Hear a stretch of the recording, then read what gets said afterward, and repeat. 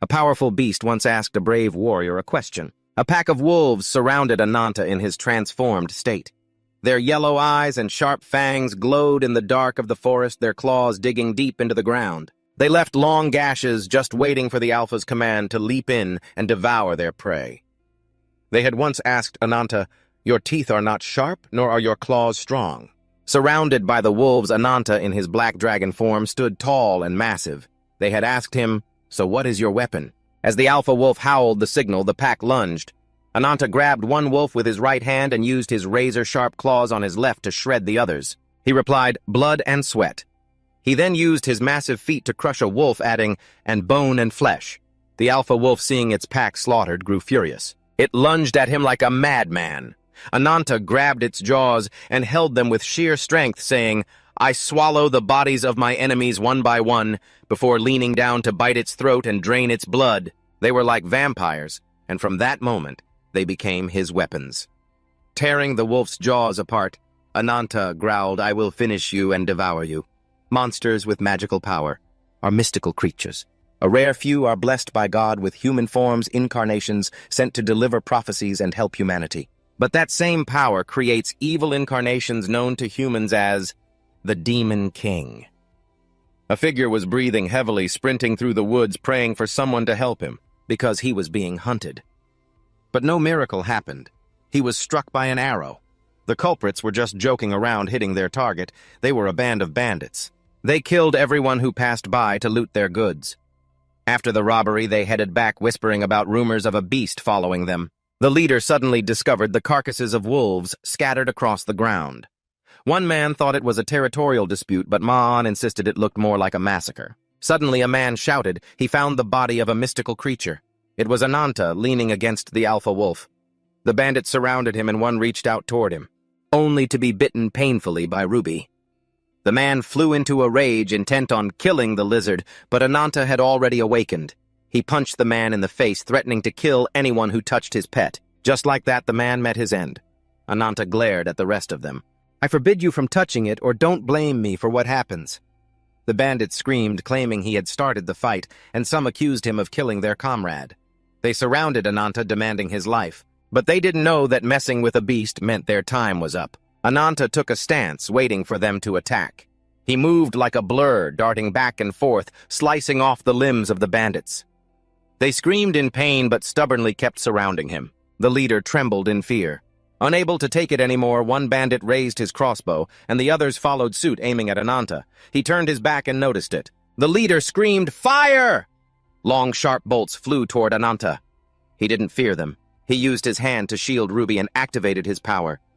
The bandits grew frantic. Seeing this sight, Ananta's back suddenly turned pitch black with red streaks spreading across it like a volcanic eruption. Then the spirits of the monsters he had killed appeared, merging into one as he surveyed everything. The bandits screamed in terror, "The Demon King!"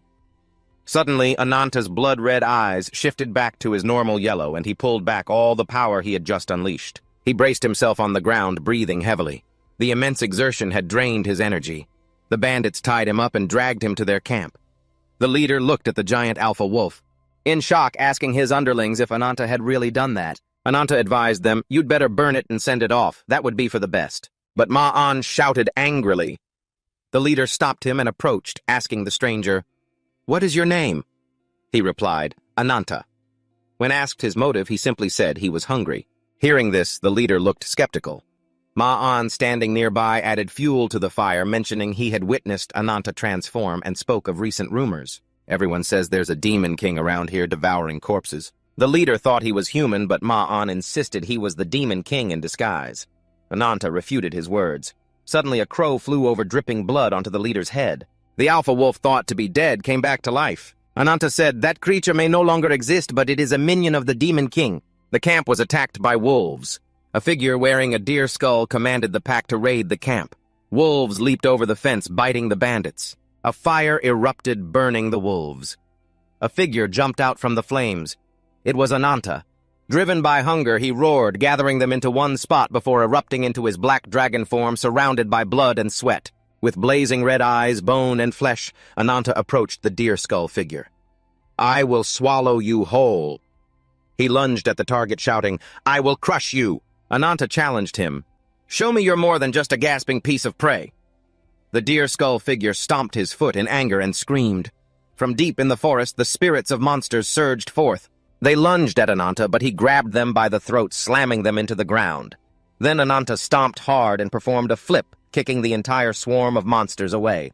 He launched an attack at the deer skull figure, who used a phantom projection. The figure shrieked and activated his power, and both Ananta and the deer skull lunged at each other. Boom! A massive explosion echoed. The two sides clashed violently. Ananta bared his sharp fangs, and the deer skull stabbed at his back. Suddenly, Ananta caught the figure's hand, surprising the deer skull. Ananta unleashed a powerful punch, landing a headshot that sent the figure flying. Ananta used his claws to grab the figure's arm and swung him down with a painful slam. The deer skull was covered in blood. Lying gasping on the ground, the figure watched as Ananta slowly approached. Ananta choked the figure, and the silhouette of a girl appeared beneath the deer skull. He was incredibly shocked.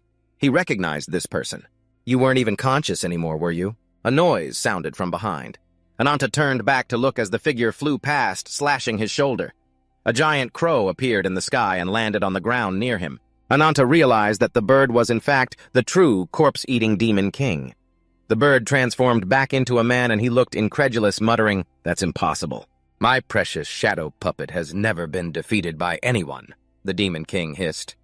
"I've had my eyes on you ever since you set foot in this place." He chided Ananta, asking why he wouldn't just... Before he could finish, Ananta shoved the deer-skulled girl toward him. "You know," Ananta remarked, "your mumbling almost put me to sleep." "I'm not interested in your little monologue, you monster," Ananta challenged. "Come on, let's see what you've got." Enraged, the demon king summoned his power. "By my power, I command the souls of the dead," he cried out, shifting back into his crow form. He eyed Ananta with interest. "If I can kill you and control you, I'll have a puppet even bigger and stronger than those deer and all the others." He unleashed his shadow manifestation technique, causing the corpses of monsters and bandits to rise, moving under his control to fight. They surrounded Ananta. The crow shrieked, "You unknown wretch! Let my army of blood-drenched corpses tear you apart and devour you." A wolf lunged, snapping at Ananta's leg, while the bandit minions impaled him with spears. The crow crowed with delight. "Have you finally run out of strength to fight back?" Then the crow slashed his wings fiercely toward Ananta. A truly savage scene unfolded as the demon king gloated, "Come on, let me hear your cries of despair before you die." Ananta said nothing, then suddenly let out a maniacal laugh. "Ha ha ha!" He activated his power, creating a blinding crimson zone. The crow gasped in shock. "What is that?" As the imagery zoomed into his eyes, the silhouette of a monster emerged. "What is this?" Ananta let the monster souls manifest, bearing their fangs and claws. He grinned and said, "Let me hear the roar of the beasts." And then he opened his mouth wide as if to devour the creature whole. He clamped his jaws around the crow's head. Perhaps sensing the foul stench from Ananta's breath, the crow coughed up blood, ack. The monster souls within Ananta rushed out to greet their fellow spirits, and the crow, terrified to the point of bleeding from his eyes, dissolved into them. The deer-skulled girl opened her eyes to see Ananta absorbing the power, and she sat there completely stunned. Ananta, sensing someone watching, turned around. His eyes were a deep blood red. Seeing this, the girl gulped down her fear. Ananta stepped toward her, and she was surprised when he announced, "You are no longer under the Demon King's control." The girl raised her hands to her head, remembering, "I had glowing wings back then." Ananta asked suspiciously, "Could it be that you were also a victim of those wings?" The girl, confused, asked, "Victim of the wings, who are you?" He replied, "Ananta, descendant of the Black Dragon. I am the survivor who eradicates all demon kings in this world, and I will be the one to kill the avatar of the wings." The sun began to peek over the horizon. Under the flickering sunlight, the gruesome scene of corpses piled upon one another was laid bare. Amidst the desolation, Ananta stood before the girl and introduced himself. "Ananta, descendant of the Black Dragon, the one who purges all demon kings in this world, and the one who will kill the avatar of the wings." Hearing Ananta's dramatic profile, Nadia was sweating buckets in fear. "I honestly have no idea what you're talking about," she said, bewildered. "Black Dragon, avatar of the wings? I don't get it." Her eyes suddenly contracted. Before the two could finish, Nadia collapsed. Ananta looked down at her coldly. "I'm sure you've caused quite a bit of trouble yourself, haven't you?" He grew stern. In her dream, Nadia was running for her life, panting heavily. The deer skull suddenly appeared before her, and Nadia turned back. Seeing the deer skull chasing her, she bolted at full speed. Suddenly, she tripped and fell face first into the dirt. When she lifted her head, she was covered in fresh blood. The silhouette of the deer skull reflected on a pool of blood. Nadia looked around terrified and saw corpses strewn all around the lake. She let out a few frightened gasps. Suddenly, the avatars of the wings appeared, lighting up the dark sky. Nadia turned to look as the figure smiled radiantly. The dream ended there. Nadia woke up. Whitefoot noticed and asked, "Oh, you're awake?" The girl stretched and asked, "You were frowning so hard in your sleep. Had a nightmare?" Nadia thought, the one who transformed. Suddenly a call of Ruby rang out. Ananta commanded it, "Start!" Ruby gathered fire in its throat and spewed it out like watering a plant. The fan-shaped flame burned those controlled by the Demon King. From the fire, shadows emerged, flew up, and turned to ash. Ananta stood by, watching the scene coldly. Whitefoot explained to Nadia, "That's how you have to handle monsters controlled by the Demon King." The little dog girl rushed over to compliment him. "You're pretty good at this, huh?" An enraged Ananta grabbed her by the scruff, making her yelp. "Shut up, you useless errand girl!" Whitefoot giggled sheepishly. Ananta pointed at Nadia. "Because of your nonsense gossip, this whole mess happened again." He tossed Whitefoot aside. "I'm done here. Give me my pay." Whitefoot let out a sharp cry of pain, rubbing her back as she muttered, "You're still as cranky as ever, aren't you?" She then turned to the girl and asked, "Pardon me, what's your name?" Nadia stared blankly for a moment before introducing herself. "The name's Nadia." Whitefoot teased, "Oh my, I never expected to run into another victim of Ananta's wings." Nadia asked in surprise, "What?" Ananta angrily cut their conversation short, shouting, "Hey!" Only then did Whitefoot remember the task at hand, but she still teased Ananta first. "So impatient, aren't you?" With that, she pulled out something that looked like a pocket watch with intricate carvings on the front. It had a rabbit design on it. She clicked a switch, the lid popped open, and inside it revealed something resembling a map of the constellations. A massive hole opened up right where they were standing, while Ananta and Whitefoot calmly jumped down into it. Nadia screamed at the top of her lungs, bracing herself and squeezing her eyes shut, terrified of landing on her backside. But nothing happened, so she opened her eyes in astonishment. Before her stood a city with a massive tree at its center. She gasped and asked, "Where on earth is this?" Whitefoot replied with a grin. "As the saying goes, a clever rabbit has 3 burrows. My apologies for the slow introduction." She then introduced herself. "I'm a member of the Thokkwok, the largest information network across the 6 lands. Your friendly, fair-skinned informant at your service." She gestured toward Ananta. "And this is Ananta. We've known each other for quite a long time, I suppose."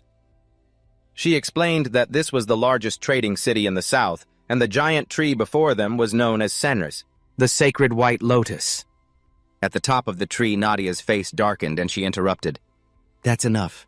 I'm grateful you saved me from the Demon King's control, but I don't want to hear any more of your monologues. If you want to keep talking, answer my question first. What is your goal in bringing me to this mysterious city?" Ananta told her to just be quiet and follow, promising she would get her answer. As they entered the market, Nadia asked him about the incarnation of the wings. He called it a disgusting monster. She still didn't quite understand, so Whitefoot explained, "An incarnation is granted a human form, and the incarnation of the wings is bestowed, with the power to grant others an incomplete form of strength." They had arrived at their destination, the cafe's slave market. Inside it was packed with foreigners, wanderers, and mystical creatures, all captured as slaves. Nadia was confused as to what this place had to do with the incarnation of the wings. Ananta kicked her down into the cellar, which was filled with people destined to be sacrificed to the incarnation of the wings. Ananta wanted to use her as bait.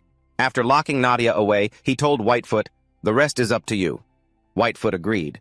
Suddenly, Nadia called out to them. She asked if all the people locked up with her were captured by them. She screamed at Ananta, "Using weak, innocent people to achieve your own goals, don't you feel any pangs of conscience at all?" Hearing that, Ananta challenged her, "If you don't like it, take your revenge. Just don't get your hands dirty." Nadia was furious.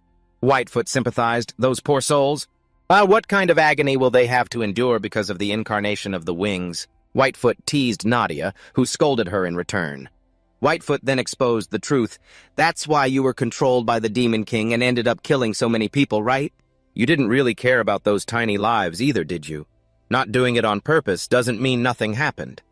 She said to Nadia, "Our common enemy is the evil incarnation of the wings." Deep in the corridors of the arena, Ananta sat lost in thought. Whitefoot approached him, saying, "You said some unnecessary things back there." "Skipped. We didn't actually do anything to those sacrificial victims, did we?" Ananta asked with concern. "How is she doing?" Whitefoot replied, "I asked Nadia if she wanted to cooperate. She explained that just as planned, they had been taken to the White Lotus Temple by the Guardians of the Wings. By now, Nadia had been led to the temple. Whitefoot recounted that offering a sacrifice was the first step to meeting the incarnation of the Wings. This way, all their hard work in hunting him down wouldn't be in vain. She added that the area was protected by a barrier, so even the people of the White Lotus Temple couldn't break in. You needed a living sacrifice to enter. That problem is solved now, too. She continued, "If you can lay a hand on a branch of the White Lotus, the symbol of the victor, you will soon meet the incarnation of the Wings." But Whitefoot knew the process wouldn't be that easy. She thought to herself that if Ananta were willing to turn into a monster one slaughter, would be enough to grab the enemy's attention. She narrowed her eyes. Even so, there was a limit that must never be crossed because she knew Ananta hadn't mastered his powers when transformed into a beast. She mused to herself about Ananta. As a monster, are you trying to draw a line between your human side and your beastly side? She knew there were many ways to do it. How contradictory. Ananta caught Whitefoot not paying attention. He swung his blade and said, "I've had a full meal, so I'll exercise a bit to help with digestion." He told Whitefoot to sit quietly and watch. Ananta, holding two blades, declared, "This is how I hunt monsters." Seeing this, Whitefoot said sheepishly, "Don't do anything that causes too much of a stir, okay? You know what will happen if you do," Ananta said coolly. "I'll keep that in mind." In the arena, Bernhardt was commanding his troops against the monsters. He shouted, "Shield formation!" The unit brought out two shields and lined up side by side. Preparing to confront the monsters, a giant leopard was surrounded by the formation. The panther is surrounded by a pile of fallen soldiers. Bernhardt roars to reassure his troops, telling them not to be afraid and to hold the line when suddenly a hand appears. It lands on a soldier's shoulder. Ananta violently shoves the soldier to the ground. The other soldiers, furious, shout, "What do you think you're doing?" Ananta yells back in anger, "Move, you idiots!" The panther snarls and lashes out, swiping its massive paw toward him. Ananta doesn't flinch, landing a brutal blow straight to its head. Bernhardt stares completely stunned by what he just witnessed. Meanwhile, Whitefoot rests his chin on his hand and remarks, "This is going to be trouble." In that moment, Ananta slices off the panther's right leg. Bernhardt cannot believe his eyes. How could this be happening? A normal human outclassing a mythical beast. Ananta takes a stance, leaps in front of the creature, and knocks it out cold with the two blades in his hands. The spectators in the stands are shocked. After killing the panther, Ananta screams in rage, turning toward the White Lotus tree and shouting, "Just you wait! I'm going to tear you apart and swallow you whole soon enough." At the same time, at the White Lotus Temple, the tree is glowing. The temple gates open and quickly shut. Nadia, among the group of sacrifices, is deeply anxious as a man steps out into the center of the hall. He speaks, "My fearful children," urging everyone not to be afraid, then raises his hand in greeting. "Welcome to the Temple of the Gods." Nadia wonders to herself, is he the incarnation of the Wings? For context, the White Lotus tree is surrounded by a powerful barrier and is also known as the Holy Tree, though its true purpose remains unknown. The incarnation of the Wings has nested there and begun to accept human sacrifices. Those who offer a sacrifice are granted the privilege to fight in the cafe arena. Warriors who survive the battle against the spirit beasts and demonstrate their true ability will be gifted a branch of the White Lotus tree. Those who prove useful to the incarnation of the Wings will receive peerless power and become the protectors of the Wings. Back in prison, Whitefoot had discussed with Nadia that to bypass their defenses, he would have her disguised as a sacrifice to infiltrate the temple. Nadia asks Whitefoot, "Why does Ananta want to kill the incarnation of the Wings? Is it related to his own power?" Whitefoot doesn't answer her directly, saying only that if a panther incarnation truly exists, there is no one more fitting to kill it than him. Whitefoot recalls a vision of Ananta, clutching a charred corpse to his chest, weeping blood. Back in the present at the temple, the man standing in the center speaks, "O you people who have overcome countless hardships, look up at me." The people in the sacrificial group gaze at him. Some even begin to pray to the man. He introduces himself as the holy god they worship, the master of the White Lotus tree, and the incarnation of the Wings, bringing a sweet mist to this dark world. He says his name is Banjak. Banjak speaks in a low, grim tone. I shall show mercy to you sacrifices. Prepare for the coming liberation and offer your bodies to the wings that save these living souls. A little girl suddenly kneels, saying, "Oh, incarnation of the wings, please have mercy on us. My sister and I are innocent. Please spare her." The girl pleads, "Please, you can take me instead. Just spare my sister." Hearing this, Banjak smiles and raises a hand. "My beautiful children, it is good to be selfless. I shall reward you." Hearing Banjak say this, the girl is overjoyed. Boom! The girl's head explodes. She didn't even finish saying thank you before she died. Her younger sister stands beside her terrified. The others in the sacrificial group see this and tremble uncontrollably. Banjak sits on his throne arrogantly declaring, "Before the line of death, all living beings are equal." He points his foot toward the younger sister of the girl. "You have just been liberated from fear and regret. You will see each other again in nirvana soon." Hearing him preach so grandly, the group of sacrifices becomes even more terrified. The henchman draws his sword intending to kill, but the sky suddenly turns black. It's Nadia. She has activated her power. Banjak remains smug, saying, "There is no savior here." Nadia growls at him, "You are nothing but a heartless murderer." Banjak rests his chin on his hand, indifferent. I wonder which sacrifice will be lucky enough to become an incarnation next. At this moment, Nadia is still radiating her power when suddenly she hears the people around her calling her a monster. Looking at her own shadow self, Nadia falters. She remembers Whitefoot's words, "Whether intentional or accidental, once things happen, there is no turning back." She recalls the scene where she was controlled by the Demon King and killed so many people. A voice of encouragement rings out, "Don't give up." Nadia seems to snap out of the nightmare. She looks at the child who said those words and smiles. With that, she unleashes her power. Vines burst from the ground surrounding the group of sacrifices, while other vines lash out tightly, binding the henchmen. Hanging them in midair, the remaining vines form a protective barrier around the sacrifices. Nadia reassures everyone, "Don't worry, I'm here now." While Nadia is distracted, Banjak attacks her. He taunts her, "Little doe, stop making empty promises." He insults her, "A nameless incarnation like you dares to stand against me." From beneath the dust, Nadia's silhouette appears. She declares, "I have a name. My name is Nadia, the incarnation of nature." As she speaks, deer antlers grow from her head. Banjak laughs mockingly. "Haha, what an insolent woman." Nadia uses her technique again, the branches growing rapidly. She wonders, is this a form of invisible waves or remote control? She realizes that although she had accidentally blocked all his attacks, they didn't seem phased at all. So she decides to use her move Susan Loss, where the branches interlock, forming a mushroom-like shape. Nadia thinks, with this much power, I will crush him. But when he sees her using a major move, Banjak smiles again, then takes flight and commands, "Shatter into pieces."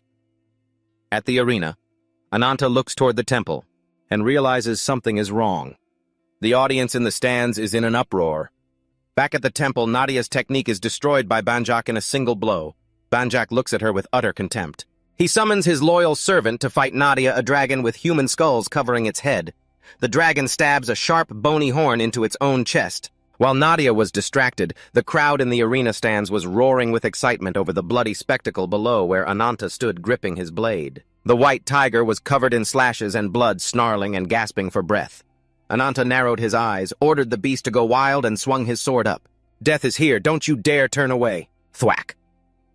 With one strike, the blade severed the tiger's head, killing it instantly. Bonhart watched the scene without a word while his subordinate spoke up, "Lord Bonhart." The sudden turn of events left everyone in shock. He looked at his companions who had slumped to the ground, realizing the other guy had victory in the bag. "According to the plan, you were supposed to be the winner, weren't you?" Ananta, covered in blood and breathing heavily, heard the announcer declare, "Ladies and gentlemen of Cafe, the winner has been revealed." The subordinate panicked. "Sir, what do we do now?" The announcer continued, "Citizens, the prize for our glorious champion is a branch of the White Lotus tree delivered personally by the Guardians." A group of masked figures led by a leader walked out. Carrying a box, the leader urged the subordinate to stay calm. "Don't lose your cool. The plan stands as discussed. No matter what happens, that White Lotus branch will be ours." The group approached Ananta. He put on a stern face, opened the box, and took the branch, staring at it as if he wanted to devour it whole. At all costs, he had to kill the incarnation of the wings. Inside the shrine, vines had overgrown the protective barrier as two children peeked out to observe Nadia's situation. Ambushed by a dragon made of skulls, a weakened Nadia pulled out a sharp horn, knelt on the ground, and panted heavily.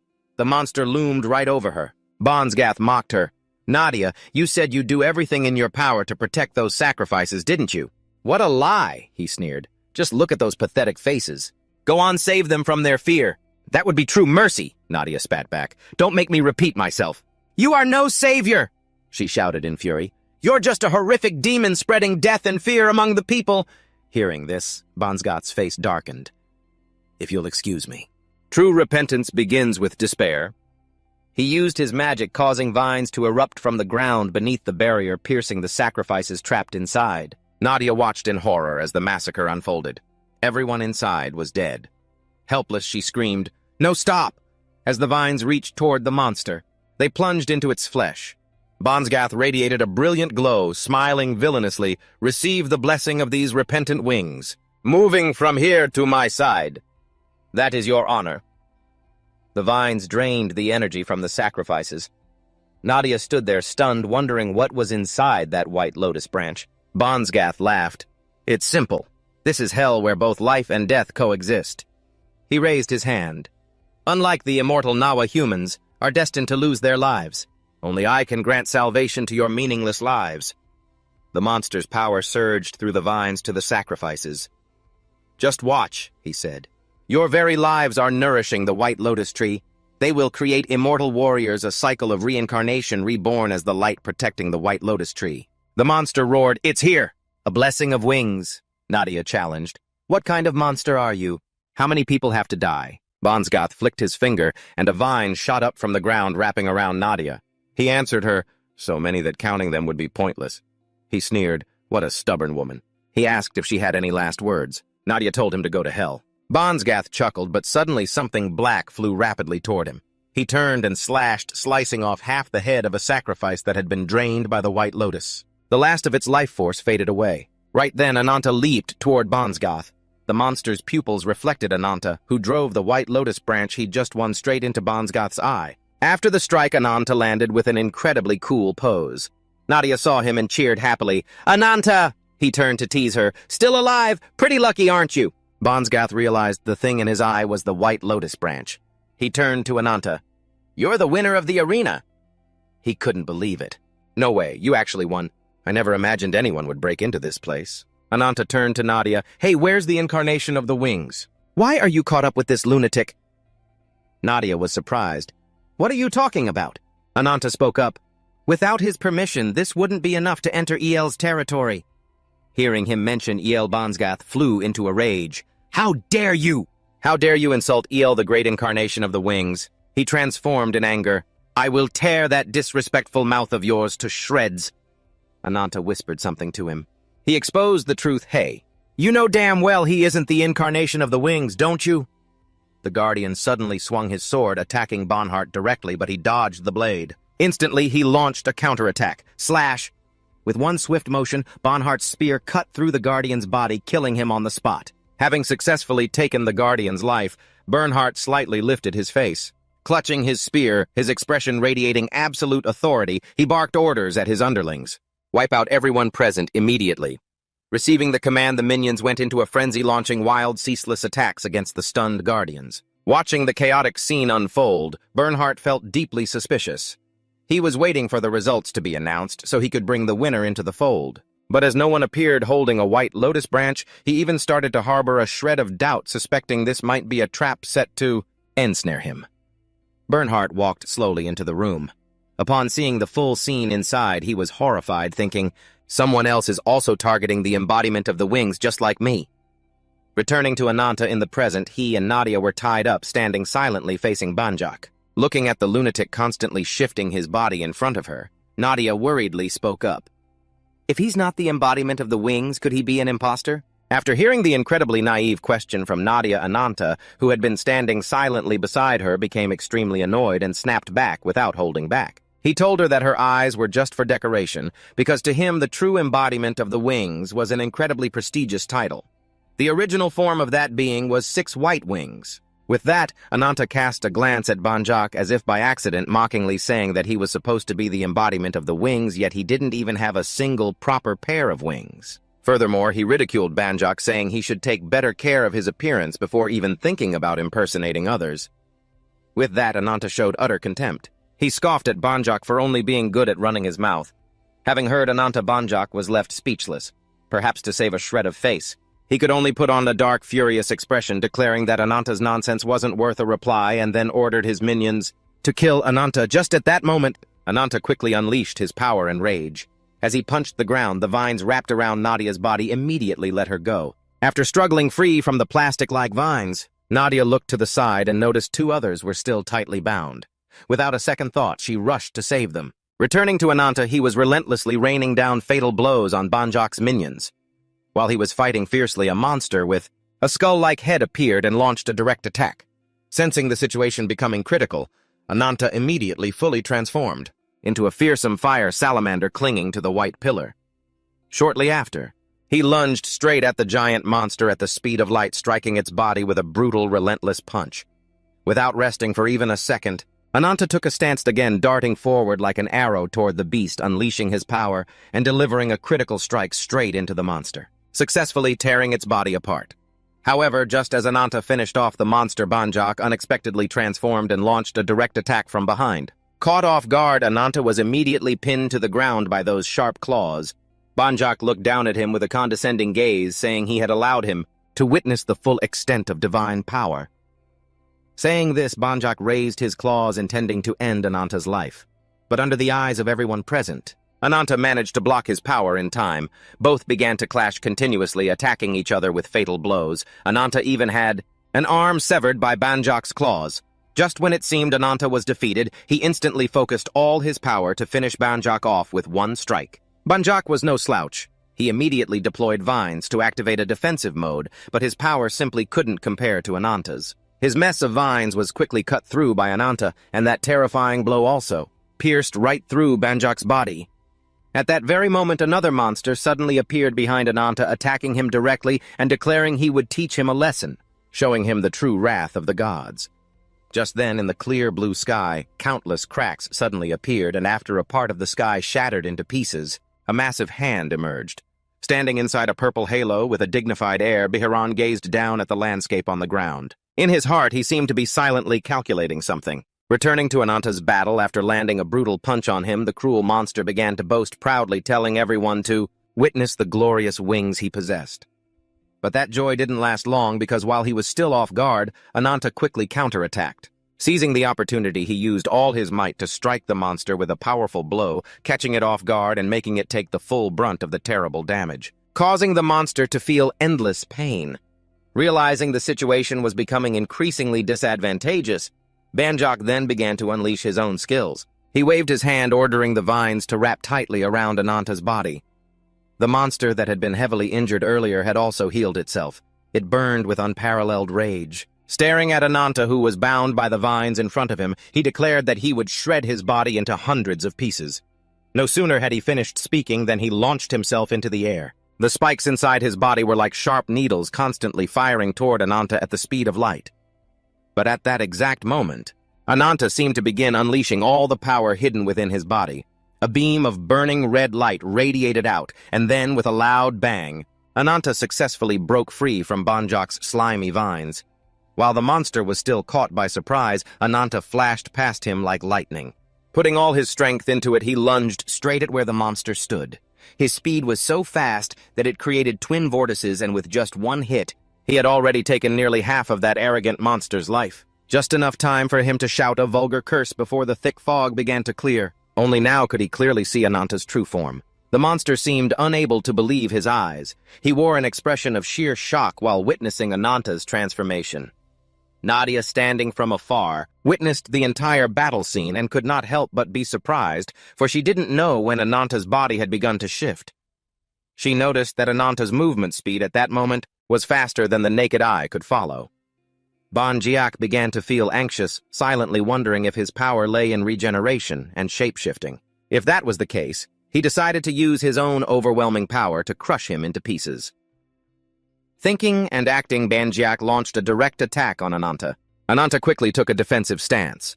With his flexible body and super strength, Ananta skillfully dodged all of Ban's continuous attacks. Glancing at the insane Banjiak, Ananta thought to himself that no matter how many times he attacked, this madman would recover over and over again.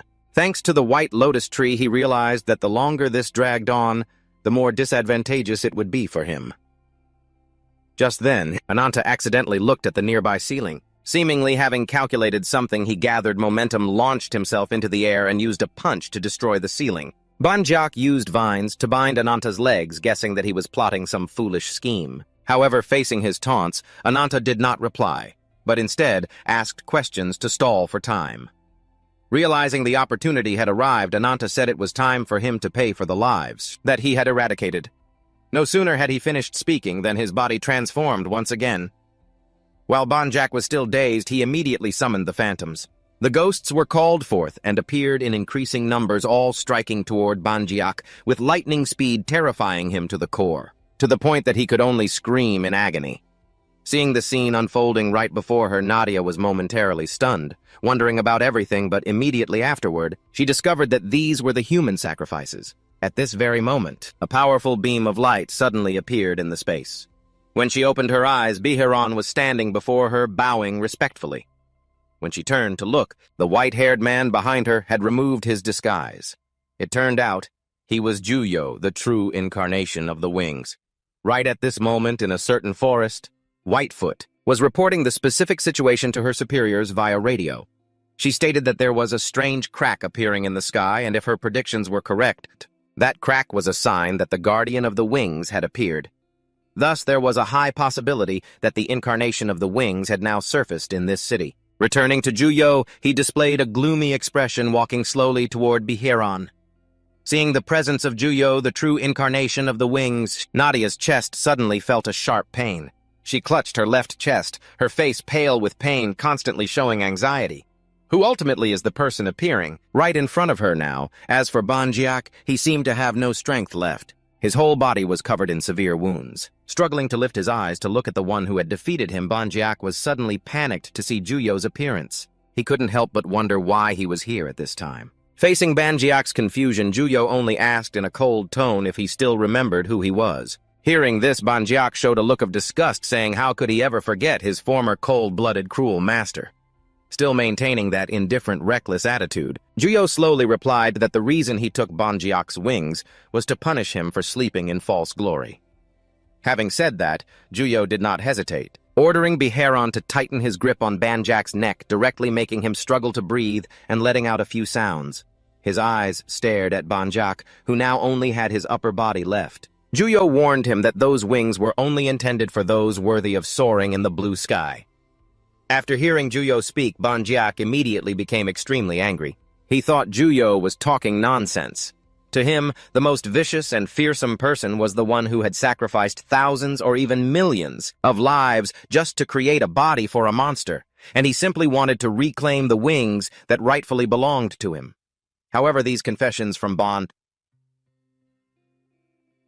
only made Juyo feel that he was a useless fool, and those who had outlived their usefulness like that were only worth discarding. Thinking this, Juyo slowly used his power.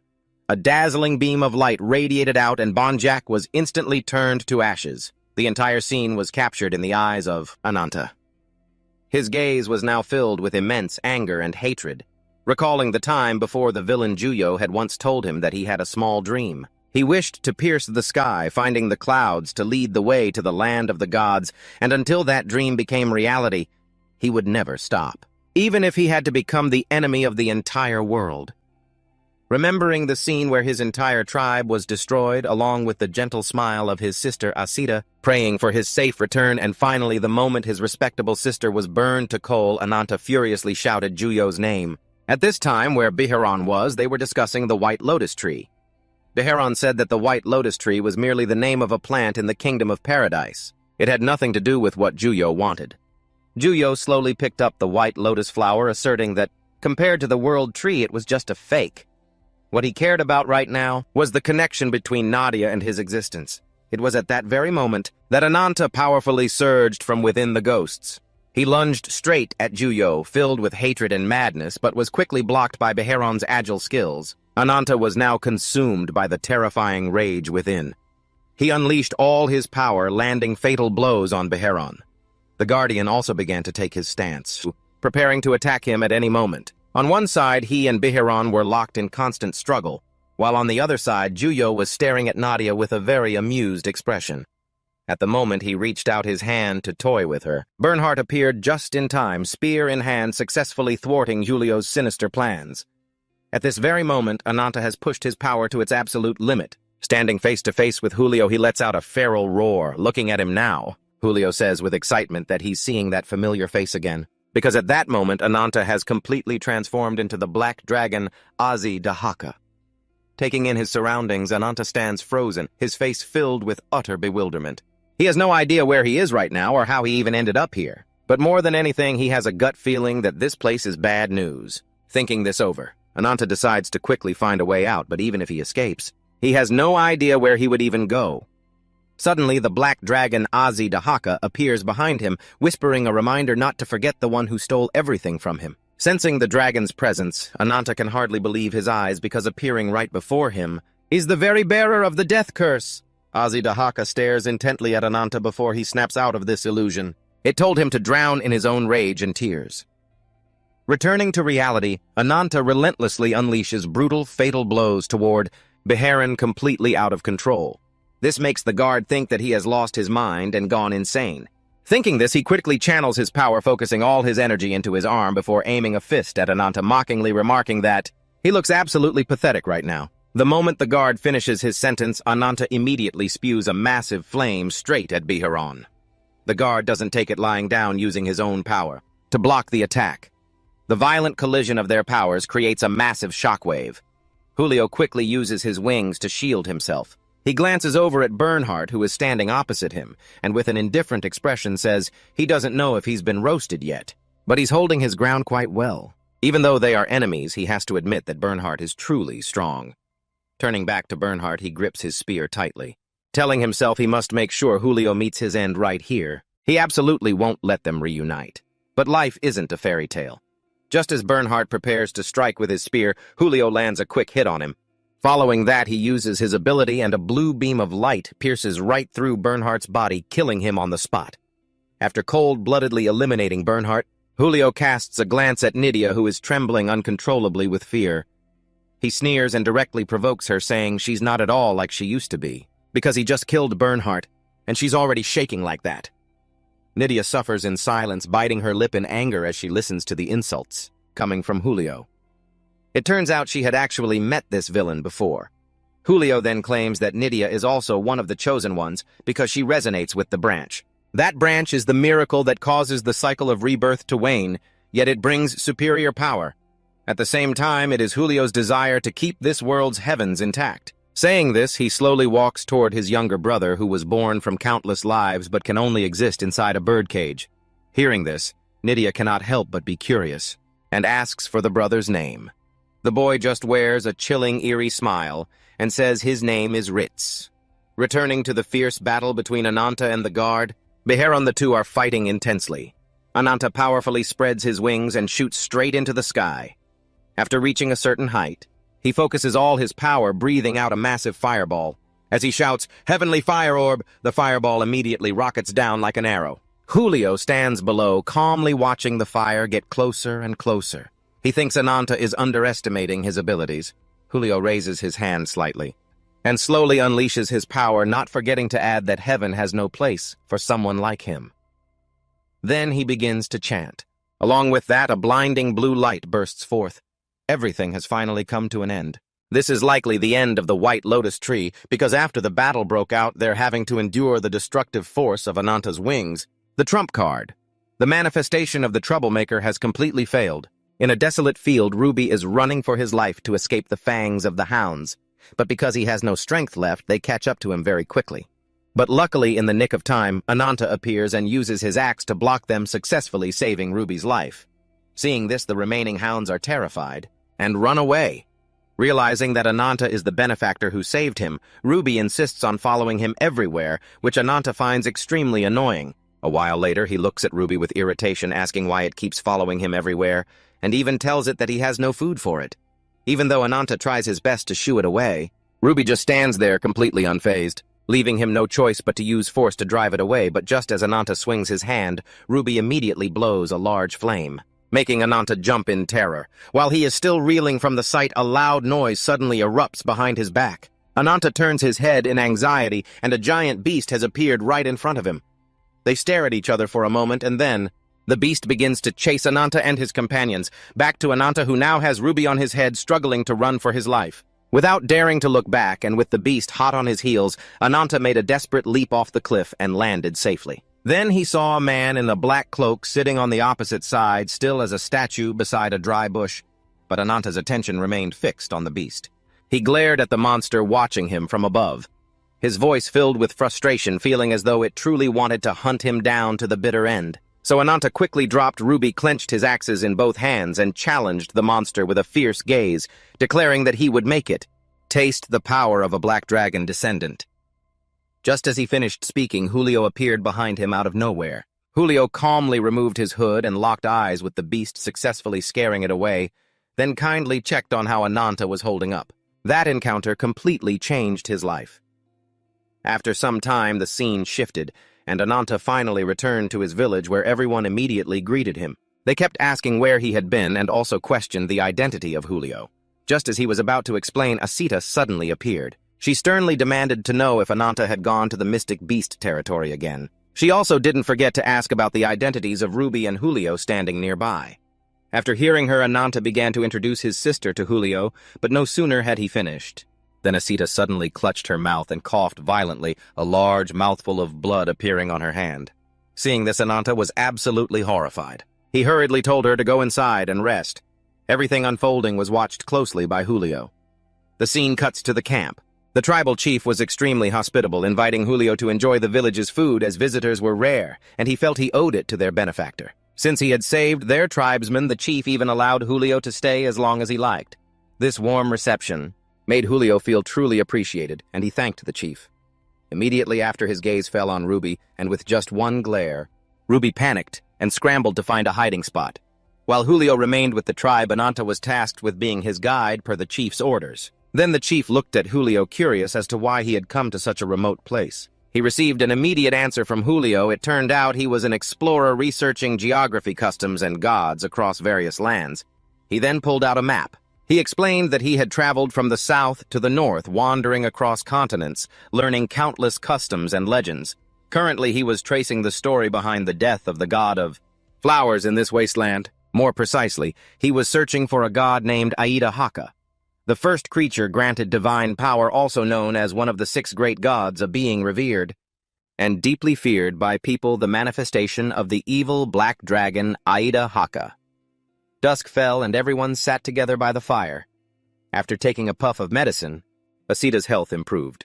It turned out the medicine was a rare herb with extraordinary properties. It boosted the immune system and enhanced the user's overall health. Seeing her condition improve, Asita gratefully thanked Julio. Noticing she had finished, Julio prepared to leave. Before going, he reminded her to get some rest. Ananta, hearing this, was curious and asked where he planned to go. Julio didn't intend to hide it. He replied immediately that he was going to investigate the estuary area. Hearing this, Ananta quickly suggested they go fishing together today. So the next day at dawn, Ananta happily said goodbye to his sister Asita and set off with Julio, promising her he would be back soon. Just as he turned to leave, Asita called him back, telling him to be careful on the road and to return to the village safely. Ananta smiled broadly, promising he would be right back. But as he turned to head out, a chill ran down his spine from the strange stares of the villagers watching him. The scene shifts to Ananta and Julio grilling fish by the shore. Holding a fish skewer, he curiously asked Julio if he planned to stay in the village for a whole week. He also asked about the progress of his investigation. Receiving the question, Julio sighed, remarking that the sweet fruit of success wasn't easy to taste. To him, finding a few fragmented pieces of history about the Black Dragon descendants was already a great success. It turned out that long ago, human ancestors had to face cruel and terrifying invaders, but thanks to the help of the Black Dragon, they succeeded in defeating them. The descendants of those human warriors then worshipped the Black Dragon as the tribe's benefactor. That was all the knowledge about the Black Dragon's descendants that Julio had gathered. Julio sighed softly, noting that the villagers refused to say anything about the Black Dragon, as if they were deliberately hiding something. Hearing this, Ananta reacted immediately, saying he thought Julio was overthinking things. Julio didn't press the matter and changed the subject, asking Ananta if he was still sneaking off to hunt behind Asita's back, because lately the number of wounds on his body had noticeably increased. Faced with Julio's questioning, Ananta seriously demanded he keep it a secret. He also said that when there is prey, one has to hunt as much as possible. In truth, Ananta's parents had fallen ill and passed away when he was just a child, which was why Asita was so protective of him. Ananta's eyes filled with sadness as he told Julio not to worry about his business, then showed him the wounds on his body. It didn't hurt at all. To break the awkward silence, Ananta quickly changed the subject, wondering why. Julio was searching for the gods. After hearing this, Julio slowly explained that he wanted to find God's treasure, which it turns out those gods were guarding. Those sources of God's power are forces that transcend all the laws of the world and human understanding. The treasure consists of 6 items containing the strength and power of the gods. If anyone could get their hands on it, they would surely become an entity far beyond this world. After hearing the entire explanation from Julio, Ananta immediately asked anxiously about the old scale. This directly triggered a sense of suspicion in Julio, who assumed that Ananta must have known something, realizing his attitude had been a bit careless. Ananta helplessly scratched his head and decided to tell Julio everything, saying this was a story he heard from his sister. Long ago, in a fit of rage, the Black Dragon couldn't stop at just driving out the invaders. It didn't stop until the entire grassland turned to ash. The Black Dragon had entrusted one of its scales to the ancestors to keep itself in check, and it fell into a deep sleep after dividing its power. Afterward, Ananta's ancestors built a temple in the canyon to worship. The Black Dragon then sent the village's elite warriors to guard it and keep the scale from falling into the wrong hands. Hearing this, Julio stuttered, intending to ask Ananta to take him there. But before he could finish, Ananta saw right through him and refused, realizing he couldn't go to that place. Julio then suggested Ananta take him somewhere else. A while later, they finally arrived. Looking at the magnificent scenery in front of him, Julio said he wanted to pierce the sky, to find the clouds leading to the land of the gods. He affirmed he would not stop until that dream became reality, even if it meant becoming an enemy of this entire world. Saying that, Julio stared at Ananta's disbelieving face opposite him and slowly said, "It's all caused by the Black Dragon's curse. The servant of the Demon King, the ruler of curses and death, the one who defied everything. Everything became a pawn for that wicked god, yet they gave God's treasure to such a pathetic tribe. Your parents' deaths and your sister's severe illness. It's all because of the Black Dragon's curse." As night fell, the space around the village was enveloped in a silent darkness. After starting awake, Asita dreamily opened her eyes. Looking at Ananta's sleeping spot right next to her, she realized he had been gone all night. Feeling uneasy, Asita slowly stepped out from inside the small hut. The cold night air made her uncomfortable, and she coughed a few times. She was worried, wondering where Ananta had gone, staying out so late. Gently looking up at the sky, Asita hoped her younger brother wouldn't catch a cold. The scene changes. At this moment, in front of a cave entrance, while 2 guards were cautiously looking around, Julio suddenly appeared from afar. Noticing his presence, they immediately took a defensive stance, pointing their spears straight at him, ordering him to stand still. Even though Julio was extremely annoyed by their actions, the guards still fulfilled their duty, saying that anyone without permission was not allowed to enter this place. Yet, despite the warnings from the guards, Julio didn't feel worried at all. On the contrary, he brazenly continued to approach. Realizing Julio was still stubbornly refusing to stop, one of the guards became angry and quickly attacked Julio with his spear. But before the guard could even act, Julio lightning fast grabbed the spear with his hand. And in the extremely surprised eyes of the guard, he used his fist with great force, taking him down in one clean blow. Witnessing the entire scene, the guard next to him was momentarily stunned. While that guard was still trying to understand what happened, Julio unleashed his special move and successfully took down the other one. After finishing them off, Julio coldly turned his gaze toward the rock behind him, demanding the person hiding inside to quickly come out. Hearing that, Ananta stepped out cautiously. He held a glowing flower in his hand, silently marveling at Julio's terrifying power. With just a few simple strikes, he had easily defeated the tribe's elite warriors. Returning to Julio, seeing that Ananta seemed to be distracted, he urged him to hurry because he wanted to finish everything before sunrise. After a while of entering the cave and fighting the Guardian army, they finally reached the spot, and just at this moment, the flower in Ananta's hand emitted an increasingly intense light. He was extremely surprised, staring at the flower in his hand, then looking at Julio with a head full of questions. But Julio didn't bother to answer. He just reassured him and stepped toward the wooden box in front, gently pushing the lid open. The final scale immediately appeared before them both. Realizing only the scale in front was placed in the opposite direction, Julio was extremely excited because he had recognized its advantage. Afterward, he acted grateful for Ananta's help, but when he mentioned curing his sister, Julio immediately betrayed him. He quickly snatched the hand holding the flower from Ananta and directed it toward the scale. Instantly, a powerful beam of light from the Dragon Canyon radiated outward along with the violent shaking of the ground. The black dragon was successfully summoned and rushed straight toward the light beam. Seeing what was happening right before their eyes, the tribe members were extremely unsettled. Which idiot released God's power? Returning to Ananta by now, he had lost both arms, weakly looking at the extremely exhilarated Julio in front of him, seeing him slowly reach out to grab the strange flower inside the pillar of light and thrust it straight into his own chest. A blinding blue light began to appear and spread everywhere inside his body. After a moment, the black dragon finally reached the Dragon Canyon. It warned that Julio had touched the dragon's weakness, appearing extremely dangerous as it spoke to him about the consequences of this. Immediately after, the black dragon solemnly stated its name, then ordered Julio to declare his name. As soon as he spoke his name, the black dragon immediately merged with him. From that moment on, the embodiment of those powerful, terrifying wings finally appeared. Ananta crashed face first into the ground, then lifted his head, breathing heavily from exhaustion. Standing before him was Juyo, the embodiment of the Dahaka wings, his eyes glowing red as he sensed the divine treasures within Ananta's body. How could a mere human body possibly stand up to the wings of a star? The Dahaka demanded to know what happened to the previous owners of those treasures. Juyo scoffed, calling the questions useless, then spread his wings, glowing projectiles materializing as he replied. He claimed he had finished them all off and stolen the treasures for himself. He fired the projectiles at Ananta, triggering a massive explosion that kicked up thick clouds of dust from the trembling earth. As the Dahaka closed in, Juyo hovered above, sneering that since the beast had separated the divine treasures from its own body, its energy was running dry. He declared he would bury the ghosts of the gods himself. The Dahaka glowed a fierce, angry red, challenging him to see if he truly had the power to do it. It opened its maw and unleashed a torrent of red fire, but Juyo flapped his wings and effortlessly dodged the flames. Enraged, the Dahaka beat its wings hard, shooting into the sky with blinding speed to pursue him, while Juyo continued to weave through the air to evade the attack. The Dahaka surrounded itself with spheres of fire, then whipped its wings to launch them at Juyo, catching him off guard.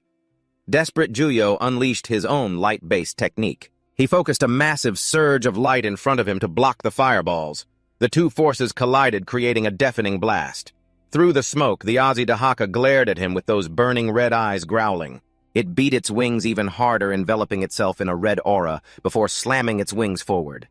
A wave of crimson energy surged toward Juyo, who just smirked at the display. Juyo spread his wings wide, gathering his power and firing beams of light that met the beast's attack head-on, triggering a chain of smaller violent explosions. The Dahaka was caught off guard by a sudden massive beam of light screaming toward it. The resulting blast was absolutely colossal. The sound and shockwaves shook the entire village area. Asita clenched her fists, looking up at the sky where Ananta lay broken and covered in wounds. He trembled with every pained gasp, blood spilling from his lips.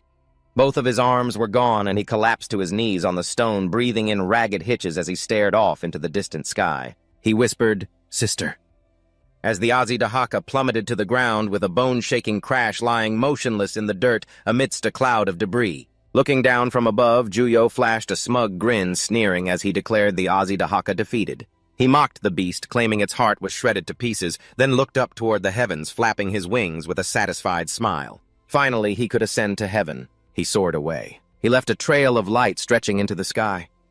Ananta's eyes welled with tears, wondering how it had all come to this. He had done everything for his sister. Suddenly, he was startled by the voice of the dying Dahaka, telling him that he was the one who had aided the embodiment of those wings. Tears streamed down his face, his whole body shaking uncontrollably. He begged for forgiveness, insisting that everything he had done was only for his sister's sake. The Dahaka's eyes burned red in the face of death. It was far from pleased. Its entire body turned a glowing crimson. It vowed to tear him apart limb from limb. The Azidahaka mustered every last ounce of strength, struggling to rise as it beat its wings in a fever of red. As its wings fully unfurled, it shrieked toward the heavens. Ananta stared at the sight, his face drenched in tears, whispering only 2 words, Demon King. The Azidahaka beat its wings hard and took to the sky, surging forward. Ananta's eyes widened as he watched it go. It was headed for the village. In no time, the Azidahaka reached their home and unleashed a torrent of fire. The village was consumed by flames, and the screams of the people filled the air. They tried to run, but it was too late. His sister was consumed by the fire as well. Amidst the roaring flames and agonizing cries, Ananta could only stay there and scream, "Sister!" The Azidahaka turned back to where Ananta lay. It lunged straight at him. His body was swallowed by a red aura, and every cell in his body seemed to burn crimson. The Azidahaka hissed, "Foolish human," and with its final breath it delivered a curse. "You will be forever haunted by death and endless catastrophe." It faded away like a dying spark. Back in the wreckage, Ananta slowly stirred, opening his eyes. The sky was bright, but the trees were scorched and dry. Juyo and Rit looked into the distance, realizing the road ahead was longer than they could have ever imagined. Nadia stared in shock, frozen, as a crack appeared. Julio spoke up, returning to their sanctuary, and Biron struck the crack, revealing a different dimension. Julio paused upon hearing Nadia speak, which also caught Rit's attention. Nadia said they called him a cowardly creature, self-deceived into believing he was a god. But the child right before her was the true god. She hugged herself, saying she had no memories before meeting him, and asked him to tell her. Julio smirked. He confirmed that it was the brat Ananta, saying everything was born of cause and effect, and when cause and effect vanished, they would disappear. He flashed a sinister smile with glowing eyes. Destiny was like that, and he truly looked forward to the day they would meet again. Nadia frowned upon hearing those words. Meanwhile, Rachel Sayanha was soaking in a bath, her fiery red hair spread over the rim when Mo and Sayanha arrived to report that Lord Bernhardt had returned from the southern surveillance territory. She slid up, saying it had been a long time since she heard such good news, adding that if it had been bad news, she wouldn't have known what to do. Rachel Saw let Mo drape a robe over her. Sayanha continued, reporting that according to the news received, there was an incarnation accompanied by 2 humans with him. She asked if the incarnation had wings. Mo replied that it would be best for Her Highness to see and judge for herself. She smiled with satisfaction as Bernhardt and his group entered a large castle on the mountain. He was with Nadia, looking no different from Ananta. He claimed to have a deep vendetta against the winged incarnation, so he invited them to the organization's headquarters. On the surface, he used the excuse of fighting together, but clearly what he wanted was Ananta's power, and after the battle ended.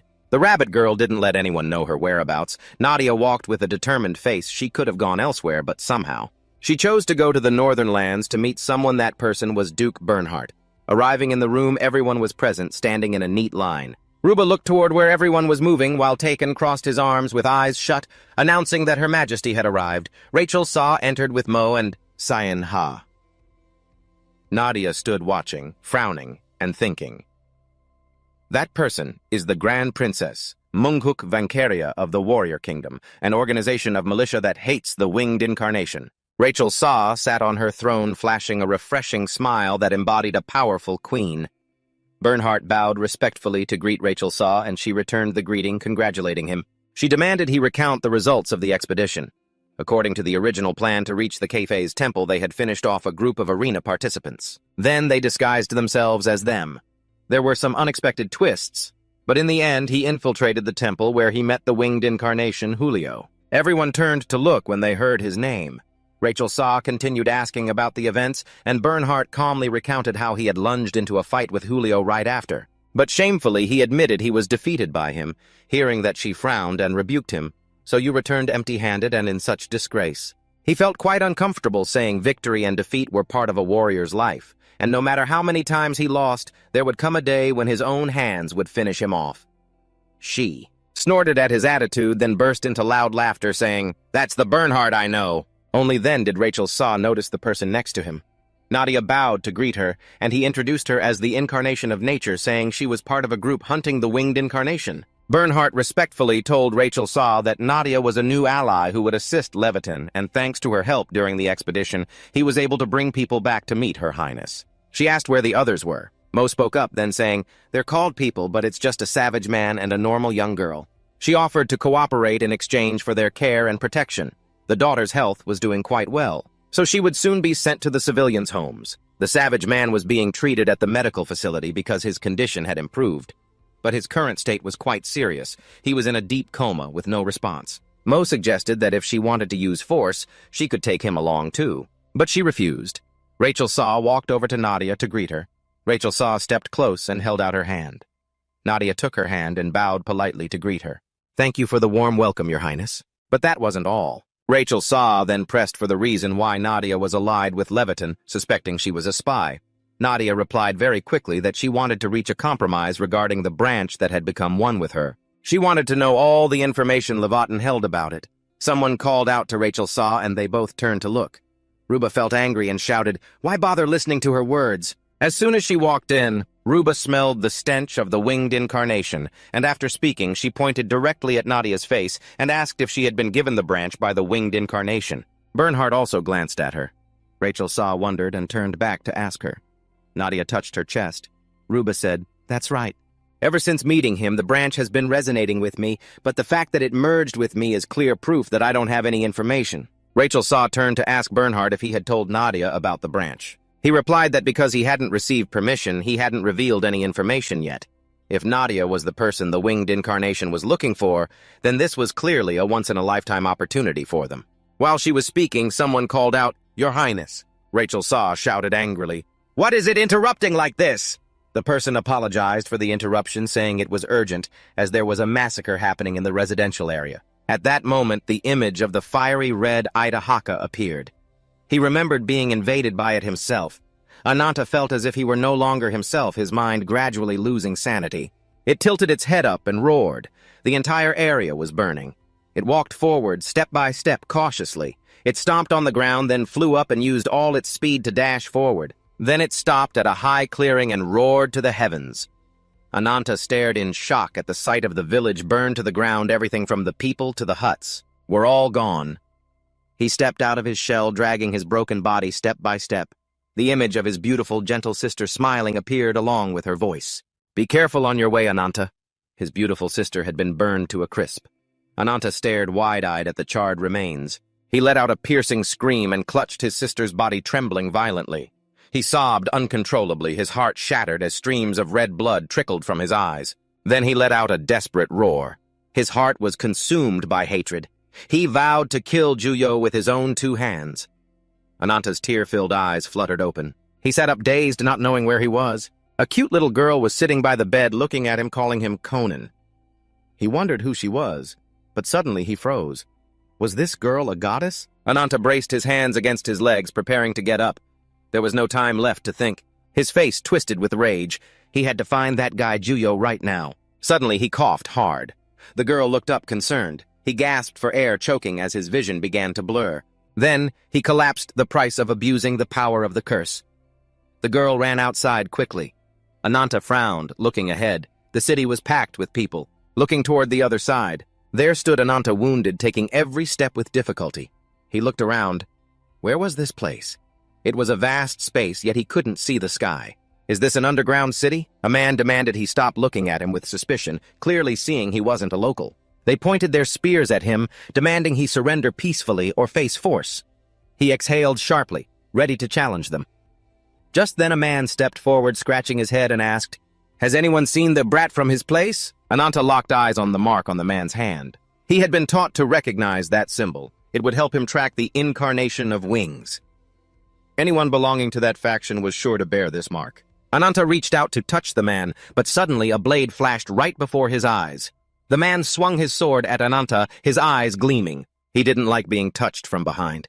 Ananta braced himself, fists raised. The man sensed how strong he was and backed off quickly. "You won't get past me today," the man smirked. "Tough one. You look like you're ready to die." Ananta's body erupted with waves of red fire. Why did he have such an aura? Ananta demanded to know about the mark on his right hand. With a face full of hatred, he clenched his fists, asking what connection he had to the incarnation of wings. The man said nothing, charging straight at Ananta with his blade. Ananta dodged quickly, though caught off guard. The man unleashed a flurry of rapid strikes, closing in on him, but he dodged every single one. Ananta was backed against the wall. The man swung his sword again, saying, "If you want something, take it with your own power." With that, he swung his blade, unleashing a serpent strike. Dust swirled violently. As the smoke cleared, the man froze, stunned to see Ananta with two massive glowing red arms. Ananta glared at him, pure killing intent in his eyes. The man sneered, "What? What kind of arms are those?" A soldier screamed, "Call for the queen! Request urgent reinforcements!" Ananta's eyes flashed. He lunged at the man, his giant clawed arms ready. He unleashed a relentless, terrifyingly fast assault. The man was agile, dodging every move while analyzing the situation. "This is too dangerous. If we clash head-on, even a sword won't hold him back." Regardless, the man hadn't been in his best condition to begin with. After a barrage of attacks, Ananta stopped and suddenly crumpled to the ground, seemingly in agony. The man looked like he had been waiting for this moment. "There's an opening." He lunged, driving his sword straight through Ananta. A deep, guttural growl emerged from Ananta. His face had warped into the visage of a beast. The man quickly withdrew his sword and backed away. Ananta roared his entire body, transforming into a massive, ferocious monster. The man crouched, ready to fight again. Suddenly he startled, realizing he actually felt fear. A voice rang out from behind him. As he retreated, a woman Rajelsa rushed in from behind, swinging her sword down hard on the monster's head. Nadia cried out in a panic, "Wait, please wait! He's not an enemy, don't kill him!" Rajelsa looked stern, her voice cold. "If he harms my people, I won't spare him, whoever he is. You ugly monster, I'll finish you right now." The monster form Ananta suddenly used its own hands to claw at itself. The sight was horrific. The soldiers stood frozen, unable to believe what they were witnessing. "Is he choking himself?" The monster collapsed with a heavy thud. Nadia watched, worried. Rajelsa approached and saw the monster had reverted back into the form of Ananta. She was completely shocked. "What is this guy?" Rajelsa and 4 others sat around a round table. An aide stood by to report, "As you commanded, the barbarian army has been imprisoned in the dungeon, and the incarnation of nature is under the surveillance of the royal army and has received orders to wait in place as commanded. We have monitored their every move, but chaos broke out anyway." A man standing nearby added, "Rumors spreading throughout the fortress is only a matter of time." Rajelsa spoke up. "I trust you are all aware of the situation. We will now begin the leadership meeting. The main topic is the arrangement for the man named Ananta. The final decision will be announced shortly. Now that we've heard everyone's opinions," Ruba rested his chin on his hand, scoffing. "How much longer do you plan on keeping such a dangerous guy in the fortress? Why even bother debating it? Just finish him off already." Ao chuckled. "Why so tense, man?" Ruba looked at him. "He's interesting, I'll give you that. How about we just use him to our full advantage?" Taken crossed his arms, frowning. "Shut it, Ao. I've got no interest in him." Rajelsa turned to Bernhardt. "Do you know anything about him?" Bernhardt replied respectfully, "I do, your majesty." Ruba balled his hand into a fist and slammed it onto the table, shouting in anger, "Are you kidding me? You bring a monster into the fortress without even a heads up. What the hell are you thinking, Bernhardt?" Bernhardt's face darkened as he replied, "His very presence has already caused enough chaos in the fortress. No matter what anyone says, I am determined to let him stay." Queen Rajelsa said, "I didn't expect his power to be this unstable and terrifying. But it's true that he holds a grudge against the incarnation of the wings. If we can harness that power under our command, he'll be an invincible weapon. I strongly urge you to consider letting him join the rebel forces." Ruba slammed the table and stood up abruptly. "Rajelsa, you're really going to listen to this nonsense?" "Hey, Ao, you fought him, didn't you? Why didn't you just fight for real and kill him while you were at it?" Ao sat with his legs crossed, chin in hand. "You're the one who picked a fight with him first, and now you're saying this?" It's a bit shameless, but Bernhardt's right. This guy will be useful to us. If you'd gone all out back there, you both would have ended up either crippled or dead. Ruba's eyes widened in shock. "What?" Rajelsa spoke up. "Come out, messenger with the rabbit feet." Whitefoot stepped forward with a radiant smile. The lovely girl with the distinctive rabbit feet had arrived at the royal summons. At the place where Ananta was being held, Blackfoot was speaking to him in a mocking tone. "How are you doing, Ananta? I really thought you'd turn tail and run. Looks like my worries were for nothing. But the way you're looking at me, and is just so intriguing." Whitefoot took off her hat, smiling brightly to greet everyone. "I present myself to the Queen and the noble heroes. This humble messenger humbly introduces herself to you all." Ruba, seeing a stranger, didn't stop questioning her. "Who are you? And how did you get in here?" Ao looked toward Whitefoot and saw something peeking out from behind her. Rakel poked her head out. Ao smiled happily and reached out to greet her as she ran toward him. The moment I look away, this troublemaker disappears again. All right. Bernhardt spoke up asking about Whitefoot. Queen Rachel saw, who is she? Rachel Say replied, no need to panic, she has the power to traverse space. She's a high-ranking member of an elite organization called the Rabbit Feet. Before you all returned, they came to make a deal with me.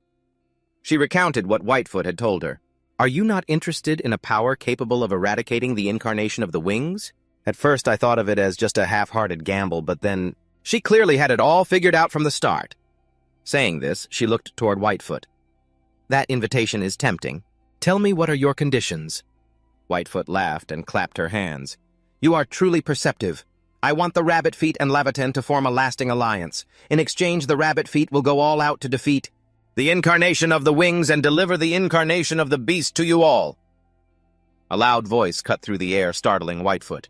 Everyone turned toward the source of the noise. It was Ananta. He criticized Whitefoot. You've caused all this chaos and you still dare to try and manipulate others with your words. I don't need any deals or compromises. Rachel, who was resting peacefully in Rachel S.A.'s arms, heard Ananta's voice, jumped up, ran quickly toward him, and climbed onto him. He stood proudly pointing at himself. The one who will finish off the incarnation of the wings is me. Ruba looked like he was about to explode, his hands transforming into claws. A criminal belongs in a dungeon. Give the order, Rachel Say. I'll finish him off right now. Rachel Say didn't seem rushed. Calm down, Ruba. I want to know the whole story. Her eyes carefully studied Ananta. Interesting. Every scar on his body is a testament to the battles he's endured. The bloodlust hidden beneath his skin is surging at a level more formidable than anyone I've ever met, the incarnation of slaughter. Whitefoot stepped closer to Ananta. Well, everyone, this is Ananta the Rabbit Feet's strongest card. In her head, a question arose. Is this guy really the incarnation of the beast? Ananta used his large hand to shove Whitefoot's small head down his eyes, bloodshot. Since when did I become some item you picked up? Are you tired of living or what? Blackfoot, standing nearby, grabbed his arm, trying to coax him. But didn't Ananta already lose to the incarnation of the wings? You can't win fighting alone, let's form an alliance. You can't take them on alone, let's team up. He glanced at her, gritting his teeth. You bastard, Blackfoot, he taunted, looking at Whitefoot, who was currently being held down by Ananta. Whitefoot wore a pained, bitter smile. You saw it yourself, didn't you? More importantly, he didn't seem stable at all, but it looks like Ananta's adjustment is complete. Ragelza asked Ananta, Are you truly capable of killing the incarnation of the wings? Before Ananta could speak, Whitefoot interrupted. Your Highness, as I was saying. Ragelza's face darkened, his voice dropping low. Whitefoot, I am asking Ananta. He looked at Ananta. Where you come from doesn't matter. There is still a place for you here. But the issue is that I want to see your strength and abilities with my own eyes. What matters here is your infinite wrath toward the incarnation of the wings. Ananta looked at her and asked, Hey, what's your name? She looked him straight in the eye and replied, Rajasa and Haza. He lifted his hand off Whitefoot's head, clenched it into a fist, and held it out in front of him. You ask if I can kill the incarnation of the wings? Well, I possess a curse that steals the abilities of others. The more monsters I devour, the more my power grows. Therefore, my power is infinite. If you want an alliance, learn your place, you brats. Rachel Saw didn't get angry at his words. Instead, he laughed excitedly and walked toward him. In the name of the Queen, I declare, Leviathan will ally with you, incarnation of vengeance. He turned to order Scan and Mo to bring Nadia here. Elsewhere, Biheron pushed the door open and stood by the carcass of a beast wearing a bizarre, twisted grin. Blood was splattered everywhere, all over his face, his limbs, and his clothes. Juyo, draped in a cloak decorated with wings, laughed deviously. This is just a celebration for our third member. Biheron knelt and bowed. As you command, my lord. Everyone is here, Juyo ordered. Open the door for me. Biheron immediately used his power, causing sharp ice spikes to erupt around them, revealing an incredibly dark place before them. Beasts were growling and acting frantically. Juyo looked down from above at the abyss filled with wailing monsters. His eyes and voice were icy cold. Don't forget that you have all been abandoned by God. Because you were possessed by evil spirits and lost your humanity, there is no way for you to return to your original forms. Wake up. Suddenly he spread glowing wings and shouted, Oh, you lost souls! Those scorned by the world and those trampled by fate, is this death truly a fitting end for your existence? Is this truly the meaning of your existence? He dove straight down, standing in the midst of the monsters. I am not of this world, but I am the one who turns the wreckage of this place into a bridge leading to the land of God. Show me your strength. Whoever remains standing until the end will be granted the grace of the wings. The monsters understood his words. They became deranged and tore each other apart, a truly gruesome sight. Blood splattered everywhere, yet he stood there. Without flinching or showing fear, he let out a twisted laugh. On Rachel Saw's side, Nadia was brought in. She stared wide-eyed at Ananta and Whitefoot, too. Whitefoot held up his hat and smiled brightly at her. Miss Nadia, it's been a while, hasn't it? She looked over at Blackfoot and asked, Who is that? Rachel Saw reassured her, Don't be so tense. I've ordered the other commanders to stand down so you can be at ease. Nadia glanced at Ananta, thinking to herself. He was clearly unstable just a moment ago. Was that just a coincidence? Rachel Saw continued. I just had a chat with that fellow Ananta over there. You two, I declare you are both officially members of Leviton. Ananta frowned, looking annoyed. Since when did I say I was on your side? Bernhardt quickly persuaded him. It's just a temporary alliance. It doesn't matter. We need your strength to catch the incarnation of the wings, and since this is a temporary alliance, you can also make use of our help. Wouldn't that be quite convenient? And as for you, Nadia, if you want the answers, you are forced to cooperate with Leviton from this moment on. The road ahead will not be easy. I only hope you are ready to receive the answer you've always been searching for. Nadia's gaze was firm. I have already expressed my intentions very clearly. I hope you will tell me about the branch embedded deep within this body. Rajesa spoke up. Miss Taylor, it also has another name, a branch of the World Tree. Bernhardt mentioned it in his report. Surely you witnessed it while fighting at cafes. How a brutal creature transforms into a god, right? Nadia immediately thought of Zid. That kid, Rachel Saw continued. The true nature of the branch granted by the wings is usually a catalyst for evolving from a wicked creature into a god. Bernhardt added, You also had to endure the influence of Juyo to become a god. You are the one who was born with the blood of the incarnation of the wings. Your current form is the result of the branch's power. Perhaps your original form was some kind of demon.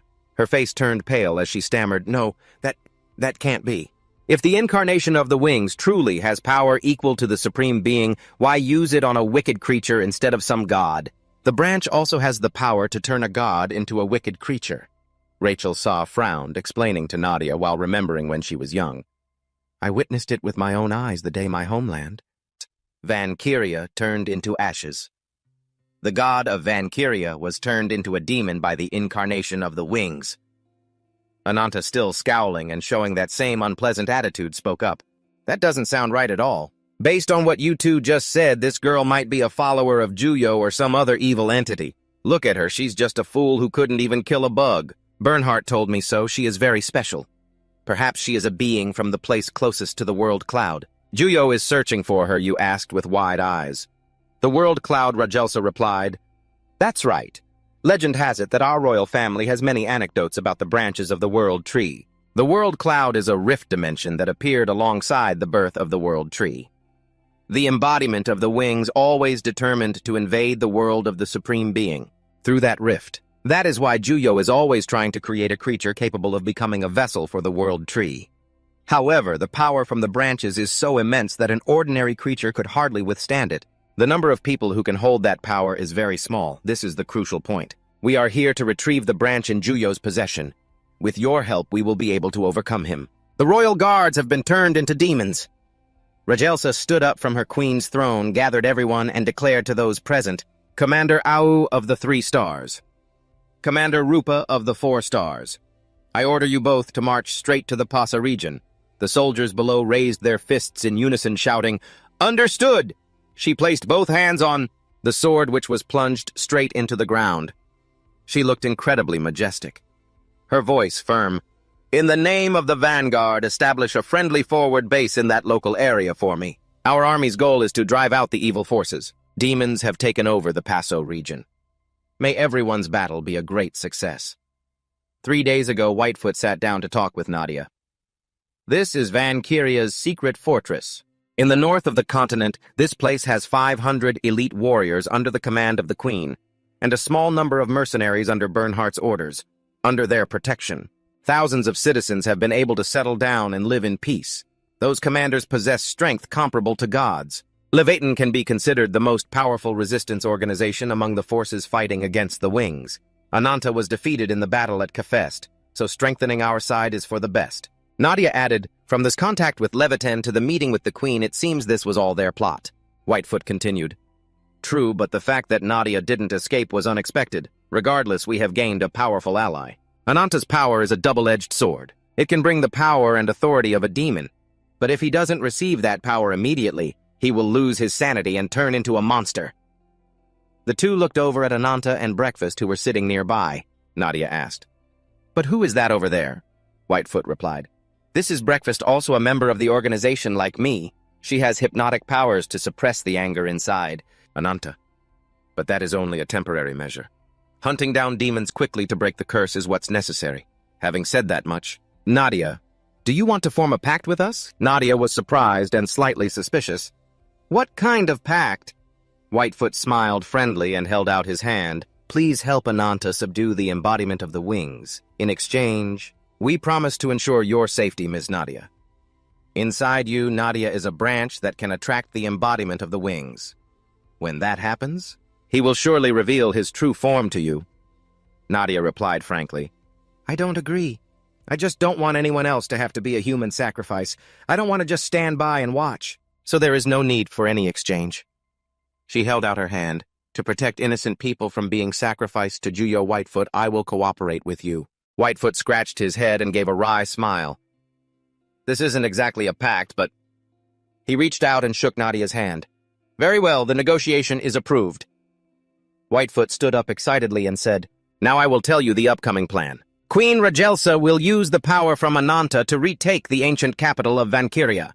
They must be preparing to take back the Fukvan right now, a land cursed and scattered with corpses. The ruler of that land, named Pasa, is... Nadia immediately said, the embodiment of the sacred Alicon. Whitefoot replied, That's right, he is a one-horned Pegasus, one of the 6 primeval spirits, and also a minion of the god who protects Valkyria. According to the Queen, Alicon turned into a demon shortly after encountering the embodiment of the Wings. Ananta's voice rang out simply, Revenge, the monster that devastated an entire country. The mission is simple enough that even a fool could understand. Ananta stepped closer to the two of them, clenching his fists, as if he wanted to kill someone right there. Little messenger, take me to the next hunting ground. Whitefoot felt helpless with him. All right. Why are you so impatient? The expedition will take place in 3 days. The alliance consists of 2 commanders from Leviathan with a total force of 100 men. Whitefoot opened a black hole. The coordinates for Fukvan have been locked. You can go whenever you want. Ao stepped out, hands on her hips, winking. Girls. Not bad. Rupa clenched her fist, full of spirit. Everyone don't go getting yourselves killed. It's still too early to go to Valhalla. Ananta was sweating profusely, panting heavily. Blackfoot teased. Feeling nauseous already, Ananta. Ananta's eyes were full of killing intent. Of course, right now I have more than enough strength to kill anyone. A dark place, gloomy and cold air appeared. The trees here were left only with bare trunks and branches. Ao and Rupa ran to the mouth of the black hole. Rupa suddenly noticed something and shouted, Ao, look out! Ao looked down and saw a ferocious beast with its mouth wide open towards them. Nadia followed quickly, manifesting branches that twisted into the shape of a horse to confront the beast, but the beast was too strong. It immediately pressed Nadia's branches down. Ananta appeared using his giant arm to punch the beast directly in the head. Ao and Rupa stood watching the whole thing. Ao smirked. This mission is more interesting than I thought. All the soldiers have made it down here as well. Ananta sat leaning against the Blackfoot tree, checking his watch before closing it and surveying the surroundings. It seems not even a single ray of light can penetrate the Rajala fortress. Rajala stood there, hands pressed against the table where an Arupa map lay, saying, From now on, I will make things clear. The upcoming expedition for Squads 3 and 4, including the surrounding northern coastline, is mostly covered in grasslands, as this is the natural habitat of the fish folk and the spirit tribes. In the past, thanks to their help, Valkyria was more than capable of resisting invasions, but now we can only let those deadly troops spread misery everywhere. Building strong fortifications is our top priority. The two of you will lead the vanguard to establish the front line. Ao asked her, Is it really necessary to build an entire fortress? Why don't we just utilize the power of Whitefoot the rabbit's avatar and be done with it? If there's any flaw in the plan, it will be because of Whitefoot. Rajesa replied, if we could use the royal path directly, that would be great. But Whitefoot's ability can only take us from the starting point to the safest location. Currently, Vengen can only reach the forest located south of the royal road. Without prior preparation, it's impossible to go any further, which means someone must accept the risk of traveling thousands of kilometers away from the royal road to ensure safety. To prepare for this, Ananta and Nadia must join the Rupa Alliance forces. Rupa reassured her, don't worry, Rajesa. Having me and Ao is enough. Rajesa seemed to ignore Rupa's words, her expression still extremely tense. Squad Leader Rupa, this is the Queen's order. 1 week after receiving this order, rendezvous with Ananta's group at headquarters. And one more thing, don't die. Come back safely to reunite with your brothers at Ananta's place. Nadia looked down at Ruby crawling on the ground. I'm counting on you, Ruby. Ruby moved forward, opened its mouth, and breathed out a massive burst of fire, incinerating the beast. Rupa looked toward Ananta, who was leaning against the tree head bowed while Blackfoot sat crouched, watching him. Rupa clicked her tongue in annoyance. Seeing this, Ao handed her a piece of paper. Why are you always looking so dissatisfied? Rupa replied coolly. We're about to enter the forest anyway. And hey, and from now on we'll be comrades in arms fighting together again. Rupa retorted without restraint. That sounds nauseating. Comrades in arms is just a phrase used to mock those who have been cast aside. Someone you are willing to entrust your life to at any time and in any situation that is a true comrade. Don't you dare call a nobody like that my comrade. Rupa stepped toward Ananta and confronted him loudly. Looks like some people only act tough for a second before wilting. I didn't expect you to be much weaker than I imagined. How could someone who has no protector by their side be incapable of lifting a finger? And yet you're our ally. Ananta frowned. If you have something to say, just say it straight. Rupa didn't hesitate to continue. It seems Rajesa is very interested in your abilities, but I don't think so. You can't even control your own power. Even if you managed to take down a god before, have you truly learned to restrain yourself in the heat of your rage? Nadia walked over with Ruby surprised and asked, Really? What happened? Rupa replied to Nadia. He looked just like a ticking time bomb back then. Ananta could no longer hold back. He stood up, stepped close to Rupa, and said loudly, I told you if you have something to say, just say it. Rupa looked like she was about to explode. I want you to stop flapping your mouth. You jerk, you and your pack had better pack up and get out of my sight. I'll let Rajesa know you were too scared and ran away. She bared her claws, her eyes glowing deep red. If you don't agree, I'll tear you apart right here. Ananta, also enraged, prepared to transform. His eyes flashed with murderous intent. Shut your mouth before I... Blackfoot reached out, accompanied by a scent wafting through. That's enough. That's enough. Rupa found herself standing alone, surrounded by the bones of beasts. She even saw Rajela. It turns out Blackfoot had used hypnosis to cloud Rupa's mind. Ananta, you stop it too. Ananta was still furious. She provoked me like that, and you still want me to stop? Blackfoot continued to the hypnosis. We've reached this point, and you're still planning to push further. He huffed. Then suddenly his eyes widened, and he pushed Blackfoot aside. A giant serpent with a terrifyingly large mouth lunged toward him and Rupa. The serpent struck its body coiling around the tree. Ao, with a worried expression, screamed, Rupa!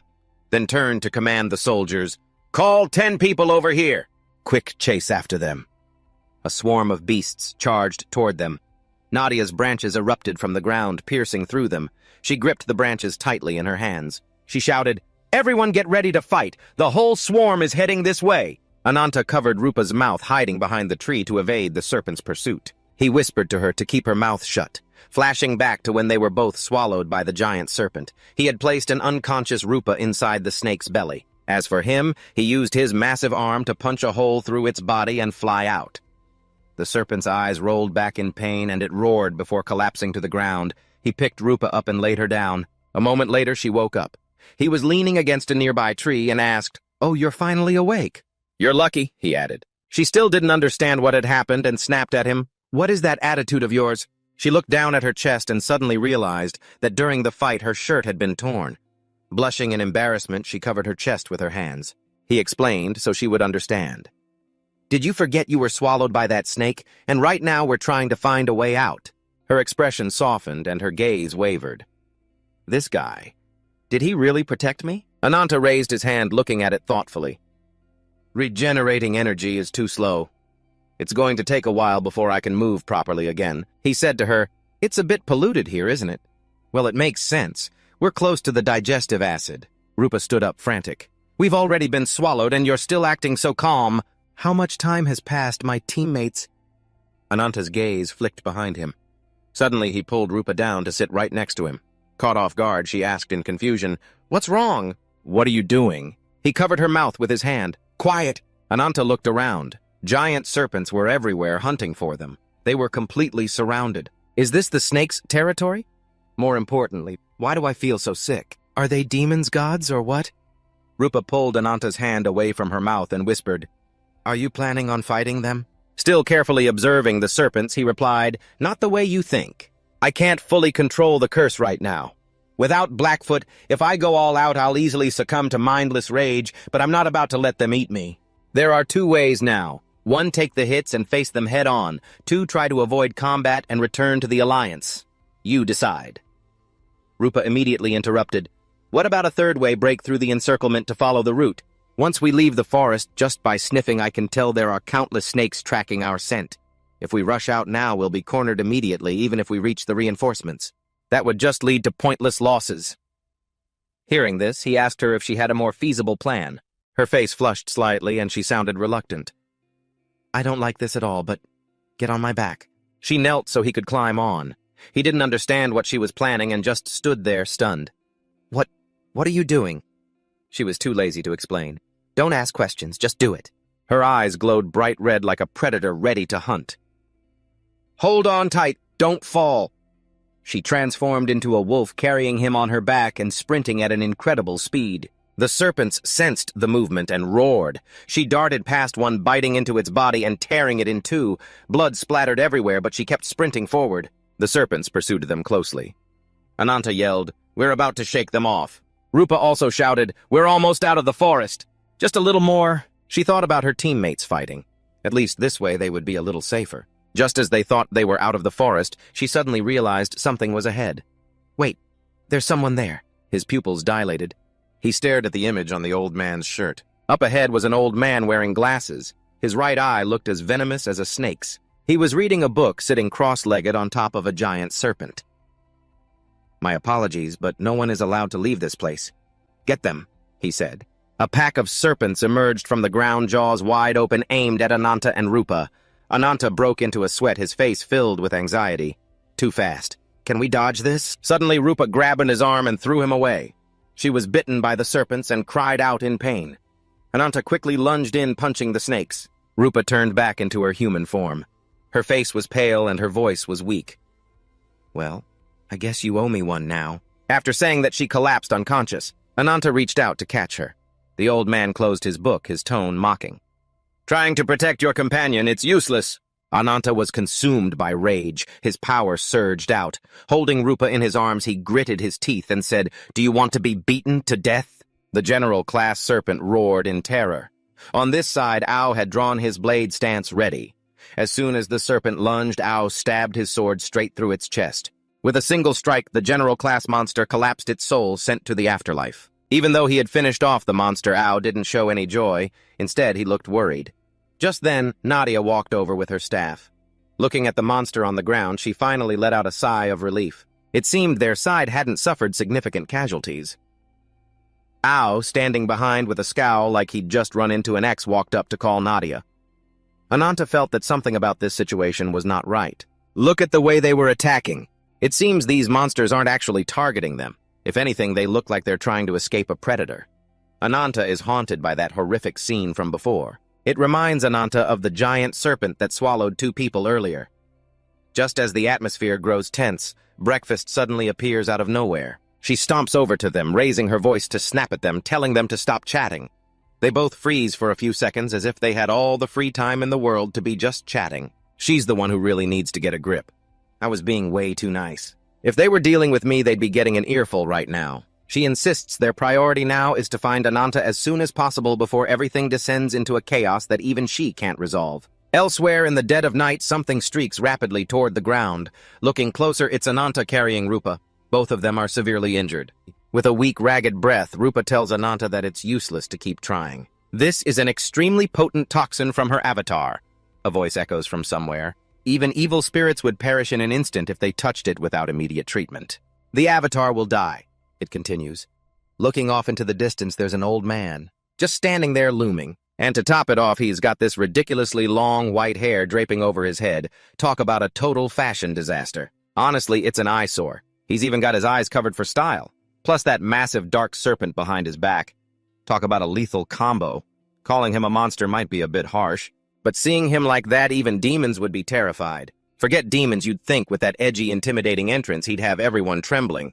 But he's been waiting for ages and there's still no reaction from Ananta's side. That's gotta be pretty embarrassing for him. Ananta sets Rupa down, promising he'll be back after he skins that old geezer alive. Rupa looks at Ananta's retreating figure with panicked eyes, screaming, "Don't!" But it's hopeless. He marches straight toward the old man. He transforms into his powerful 10,000 shard lizard form, radiating a murderous aura as he prepares to clash with the geezer. Ananta reassures Rupa that he will finish off that old demon. He's going to get her to breakfast. The old man, watching from afar, mutters to himself, "That savage nature is deep in his bones. He must be the one mentioned in the report. Biharan." Then he steps forward, spreading his arms to summon his divine beast, blathering on about how his name is Azing the avatar of, well, something or other. With that, the dark serpents lunged one after another at the lizard spirit. But a second later, shards of the dark serpents were sent flying everywhere. All that remained was the lizard's sheer rage. The silver-haired old man just stood there calmly watching its every move. Just as it went for an attack, the old man's true serpent form revealed itself, but the lizard was way too fast. It managed to wound a part of the serpent's tail. It seized the chance to charge at him, thinking it could take him down. But it clearly hasn't heard that the older the ginger, the spicier it gets. Even I could spot a flaw in the old man's tactics. Meanwhile, Ananta, the so-called Super Vav IP Pro lizard, got trapped in the old man's web. Just an inch away from touching him, he was instantly restrained by the dark serpents. The silver-haired man laughed triumphantly. "Heh, heh, heh. Speed, strength, precision, it's all perfect, but it's still not enough to fight me." This old man's narcissism is perfectly proportional to his age. I've seen plenty of good-looking people who are full of themselves. But a guy with a head of white hair acting like that? That's a first for me. Rupa tries to crawl toward the ongoing battle. She only makes it a few steps before a figure blocks her path. It's Lagerta. Rupa asks, "Why risk your life fighting for someone else?" Lagerta smiles and replies, "Teammates are people we can trust and entrust our lives to at any moment. Besides, if it were Rupa, I'd be ready to trade my life for yours, too." Hearing that, Rupa feels a pang of heartache. She blames herself for being so useless and begs Lagerta to promise to come back safe and sound. But in this situation, Lagerta can't exactly grant Rupa's wish. "I'm afraid I can't keep that promise to you this time, Rupa." As the battle unfolds, Izing raises his hand to strike, but in an instant his arm is gone. He stares in shock. His claw was simply severed and fell to the ground, next to that ferocious wolf. It's burning with battle fire right now. Meanwhile, the blue dragon over there is still lost, not understanding what's happening. It couldn't see a thing what is actually going on. But that doesn't matter anymore. The only thing that matters is the battle right in front of them. It's too late. It's already too late. A dark shadow lunges, using evil blood to tear at it from every angle. Its body is nothing but wounds and blood splattered everywhere. That wolf puffs its chest out, acting arrogant. That's the privilege of the strong that the losers can't achieve. The defeated one lets out pathetic wails. Seeing that, Ananta chimes in with a jab, "Go ahead, howl like the monster you are." It really was the corpse of the second merchant, its body broken and its spirit tormented. That Asen tried to roar, but the result was nothing more than a pathetic meow. A valiant effort, but ultimately futile. Even Miss Taylor, the branch of the world, was shattered in the dark night as the silver-haired old man sat atop the creature. Riding high into the sky, the old man, covered in blood, looked like he'd taken quite a hit. His eyes filled with deep, self-reproachful contemplation, the true form of a conqueror. The mission to repel the intruders this time has failed. It's a pitiful sight, but he deserves it. Who told him to be so arrogant in his old age, playing with some kind of supernatural power? The blue dragon had returned fiercer than before, and it loudly mocked the monster. "Where did that aggressive attitude of yours go? Looks like all that talk about killing me was just empty threats, lizard." Meanwhile, a storm of chaotic thoughts raced through its mind. This was all wrong. It could no longer control the curse. To let the curse consume its malice was no different than suicide. If it couldn't fully subjugate the enemy, the power of the curse would swallow everything. It looked toward Rupa in pain. If it didn't want Rupa to interfere, it had to find some other way. The name Ta Huit Kam was called out, and all that remained was the night and the color of blood. Lagotha had made her move. The rest was up to Ananta. With those words, Lagertha's body hit the ground. Everything now depended on Ananta. Ananta roared in a frenzy, power surging through every fiber of his being as if he wanted to swallow the inextinguishable flame. But even that wasn't enough. Ananta looked up at the old man. That guy was floating high in the sky, shouting. The sheer power from him shook the entire horizon. He had to become stronger.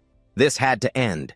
And that guy hovering up there needs to die. Ananta built up momentum to fly into the fray, swearing to devour everything. Below, Rupa lay motionless, exhausted, while high above his eyes remained fixed on that old man. Ananta's eyes were filled with hatred. He remembered Lagertha's words, "The rest is up to you." That only fueled the fire burning within him. The scene shifted to the forest where two guards stood watch while the others huddled together. It seemed something had happened. Rupa slowly opened her eyes to the blurry sight of Nadia. Seeing her wake up, everyone was overjoyed, but Rupa looked around in confusion. She asked where they were and tried to sit up, but her whole body ached. Nadia worriedly told her she was still injured. "Don't push yourself. If we had delayed the antidote even a little longer, you wouldn't have made it. Luckily, Ananta brought you back in time, otherwise it would have been a disaster." Hearing this, Rupa panicked and blurted out, "How is that idiot doing?" Nadia, sitting nearby, was startled. They really are a pair of troublemakers. Before anyone could answer, Ananta's voice boomed in. Instead of showing gratitude to her savior, she called him an idiot. Ao, standing in the back, took the chance to tease them both. "Are you two bickering again?" Rupa frowned, looking at Ananta. "What about your body?" Ananta coldly retorted, "Don't worry about me, worry about yourself first. Just stay put. Stop thinking about stupid things. I don't want to owe you any more favors." Goodness, he's so bossy, but I actually kind of like it. After that, Rupa was speechless. What else could she say? The man was half dead and still couldn't say a nice word. So frustrating, Nadia, sitting nearby, tried to open her mouth. But before she could finish, Rupa snapped at her, calling her a fool, and she went silent too. They really are a perfect match, both as sharp-tongued as each other. Ao turned to the others. "If Rupa rests for a while, she'll recover soon. Her recovery rate is no joke." He bowed and sincerely thanked Ananta, expressing the team's gratitude. Ananta just let out a grunt. He fell silent. Nadia asked, "Did you fight someone following Juyo's orders?" Ananta frowned and replied in frustration, "It was an old man named Asen. He has the power to summon snakes from his own shadow, but they're just mindless clones, so they can only perform simple actions." He remembered the scene from earlier. There were no corpses around. It seemed they wanted to drive the intruders away, rather than take their lives. Ananta speculated that they might have been capturing those trying to reach Pasa territory, and it seemed they had received orders to return to their master immediately. Nadia still couldn't understand. Why would they do that? Ananta shook his head, looking down. He didn't know either. But I can clearly feel that his branch has started to take root in my body. Blackfoot chimed in with a smile. "That's right. Lately, Ananta's curse has been noticeably stable. Just one bottle of the divine coconut grass medicine worked wonders." As she said that, she leaned in close to hug Ananta. The look on Ananta's face was priceless. Seriously, what is she doing? She even teased Ananta, asking what he'd become if he absorbed that entire tree branch. Who knows what he'd turn into. Nadia here is like, "Are you seriously having fun with this?" Looking at that face, I'm pretty sure she is. "Whatever he turns into, he's never going to be your husband, okay?" The stench of a green tea beach was so thick it was making Ananta sick, so he shoved her aside. "I haven't said it yet, but I'm already a married man, so get lost, and what even is that look?" The sixth position in the Sephira is the embodiment of naivety. The mere mention of the Sephira makes the protagonist wonder what they are. According to Ananta, the Sephira are the elite chosen to protect the incarnation of the wings. It's a title for the 10 strongest beings granted power by the tree, and the top warriors, known as the 5 disciples, are responsible for keeping an eye on the rest. Asen showing up proves that among Julio's 5 disciples, someone powerful will appear. The strength of a high-ranking disciple in the Sephira is described as being able to cause shockwaves with just a slight movement. Asen seems to be returning to his hideout, standing face-to-face with someone. The other guy snapped at him. "You look no different from a pathetic animal. Don't you have any shame left?" Asen replied in a low voice. "It seems I can't escape you after all." "The incarnation of conquest." The other guy asked, "What is your mission?" Asen broke into a cold sweat and replied that his mission is to keep anyone from setting foot in the Pasa lands and to eliminate anyone who tries to stop him. Then there's the second, Sephira Gahan, the incarnation of domination. Honestly, he looked pretty cool and arrogant while fighting earlier, but now in front of Gahan, he's curled up as obedient as a puppy. Well, that makes sense. If he acted cocky now, he'd be sent to the afterlife in one hit. After listening to the old man's report, Gahan's face tightened. He told the old man to lead the way so he could go deal with them properly. With that, the two turned and left. Just a few steps in, two strangers appeared before them. One guy reached out to block Gahan, telling the incarnation of domination not to act recklessly. Gahan gave him a death glare. He scoffed with utter contempt. "You're telling me to stand still. Do you know who my dad is?" Truly a bunch of low-class trash. The two leaders locked eyes, intensity radiating, like if one guy dared to jump, the other would collide with him instantly. The most powerful one, seeing the dispute, chimed in with a sarcastic tone. "Gahan, you look pretty energetic, don't you? Listen to a request of mine first." At that, everyone bowed down, ready to receive orders. "Ready to receive orders, incarnation of the wings." Even the arrogant Gahan wasn't acting cocky anymore. He also clasped his hands and bowed, muttering that it's hard to disobey him now. The incarnation of the wings. It's rare to see Gahan acting this obedient. I thought he was so tough. Who knew that in front of the incarnation of the wings, he'd barely dare to breathe, just like some half-baked wannabe player. In the end, it was all just for show. Julio revealed there is news about the Queen from a spy in Levitan. They are organizing an expeditionary force toward the Pasa lands. Gahan started mumbling, doubting his life. Is that truly her goal? Julio isn't sure either. He guesses she wants to follow the old trails he left behind. He even started channeling his inner life coach, adding some profound wisdom, a futile effort to exploit that flawed creation from the tree to seize the other branches. Asen bowed and pleaded, "Please, Lord Julio, give this mission to me. I will personally wipe out those pathetic humans. This is the first time I've seen someone so eager to be a slave to capitalism unconditionally." The other guy frowned and asked Asen if he remembered Bangyak. He looked confused and asked, "You mean the one who was in the 10th position of the origin?" "Exactly. That's him. A human cursed by the black dragon Ajihaka, and the one who defeated Bangyak is currently in Levitan. He's a formidable character who once faced him and the incarnation of the wings, yet managed to survive. Appearing beside the incarnation of conquest now to issue a warning that's actually pretty smart." Gahan asked for the guy's name out of curiosity. But that curious face looks a bit twisted. Looks like he's about to pull the domineering CEO script. This guy is interesting. The answer didn't miss a beat, Ananta. Asen's heart was full of hidden concerns. Speaking of Gahan, he is the incarnation of domination and the strongest spear, while Biharon is the firmest shield. They are a pair like no other, no wonder. Being one of the supreme powers of the Sephira, and also the most formidable rivals, since this guy has never shown any true loyalty to Lord Julio anyway. But he was given the 4th or 5th position, that alone is saying a lot. But no, how could Lord Julio entrust this mission to him? But how could Lord Julio even entrust him with this mission? I was lost in my own thoughts when he suddenly called out, "Asen, do you have any idea what this is?" The old man jumped, staring at the item in Gahan's hand, and replied, "That is a tree branch, the very thing that fills the void in the crocodile's heart." Gahan noted that compared to what they have inside them, this is just a pathetic piece of trash, but isn't that even better? With this, they've basically completed the mission Lord Julio entrusted to them. Gahan responded to Asen's words with cold indifference, flicking the branch into a deep pit. Asen exploded in anger. "What do you think you're doing?" Gahan didn't care about his attitude at all. Instead, he laughed heartily and gave the old man a look full of affection, saying, "I already told you. I told you I'd do it, and I meant it. I'll personally conquer them myself." Honestly, birds of a feather flock together. They both love to brag so much. Seriously, they love to talk big. Last episode, old man Asen flexed a bit, got beaten, and ran back crying to his master. Now it's Gahan's turn. This squad is really something. Everyone just loves to puff out their chests. Autumn leaves fall, and Gahan leaves Asen deep in thought. Gahan chuckled to himself, muttering about the demon king who rules the Basa lands and his invincible army of evil. Care to guess how it's going to end? Asen is now absolutely terrified by this reckless young man who clearly has more guts than brains. He's so scared he's practically wetting himself, stuttering and unable to get a single clear sentence out. Meanwhile, Gahan is holding something, staring at it thoughtfully. It hasn't even been that long, and he's already got a new toy to play with. The strongest spear and the incarnation of the wings, huh?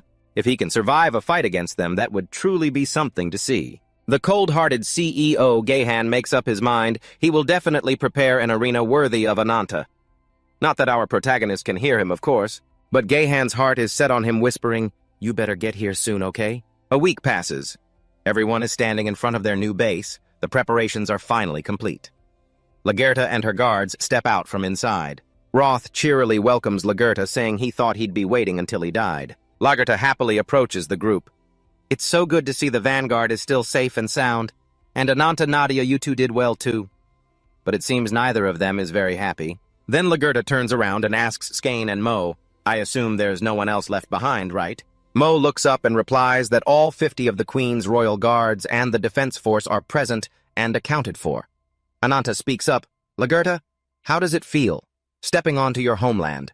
A land that has been so thoroughly devastated, how does that make you feel? Lagerta's smile vanishes. She silently turns and looks out into the distance.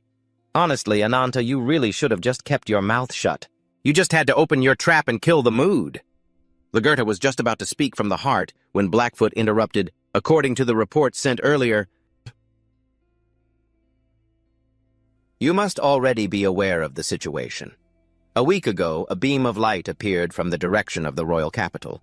That's likely a sign that another source of the tree branch's power has emerged. The revelation of Sephora's sixth piece combined with the emergence of the branch's power, it's as if someone has been planning all of this. Given the current situation, things have spiraled way beyond our initial predictions.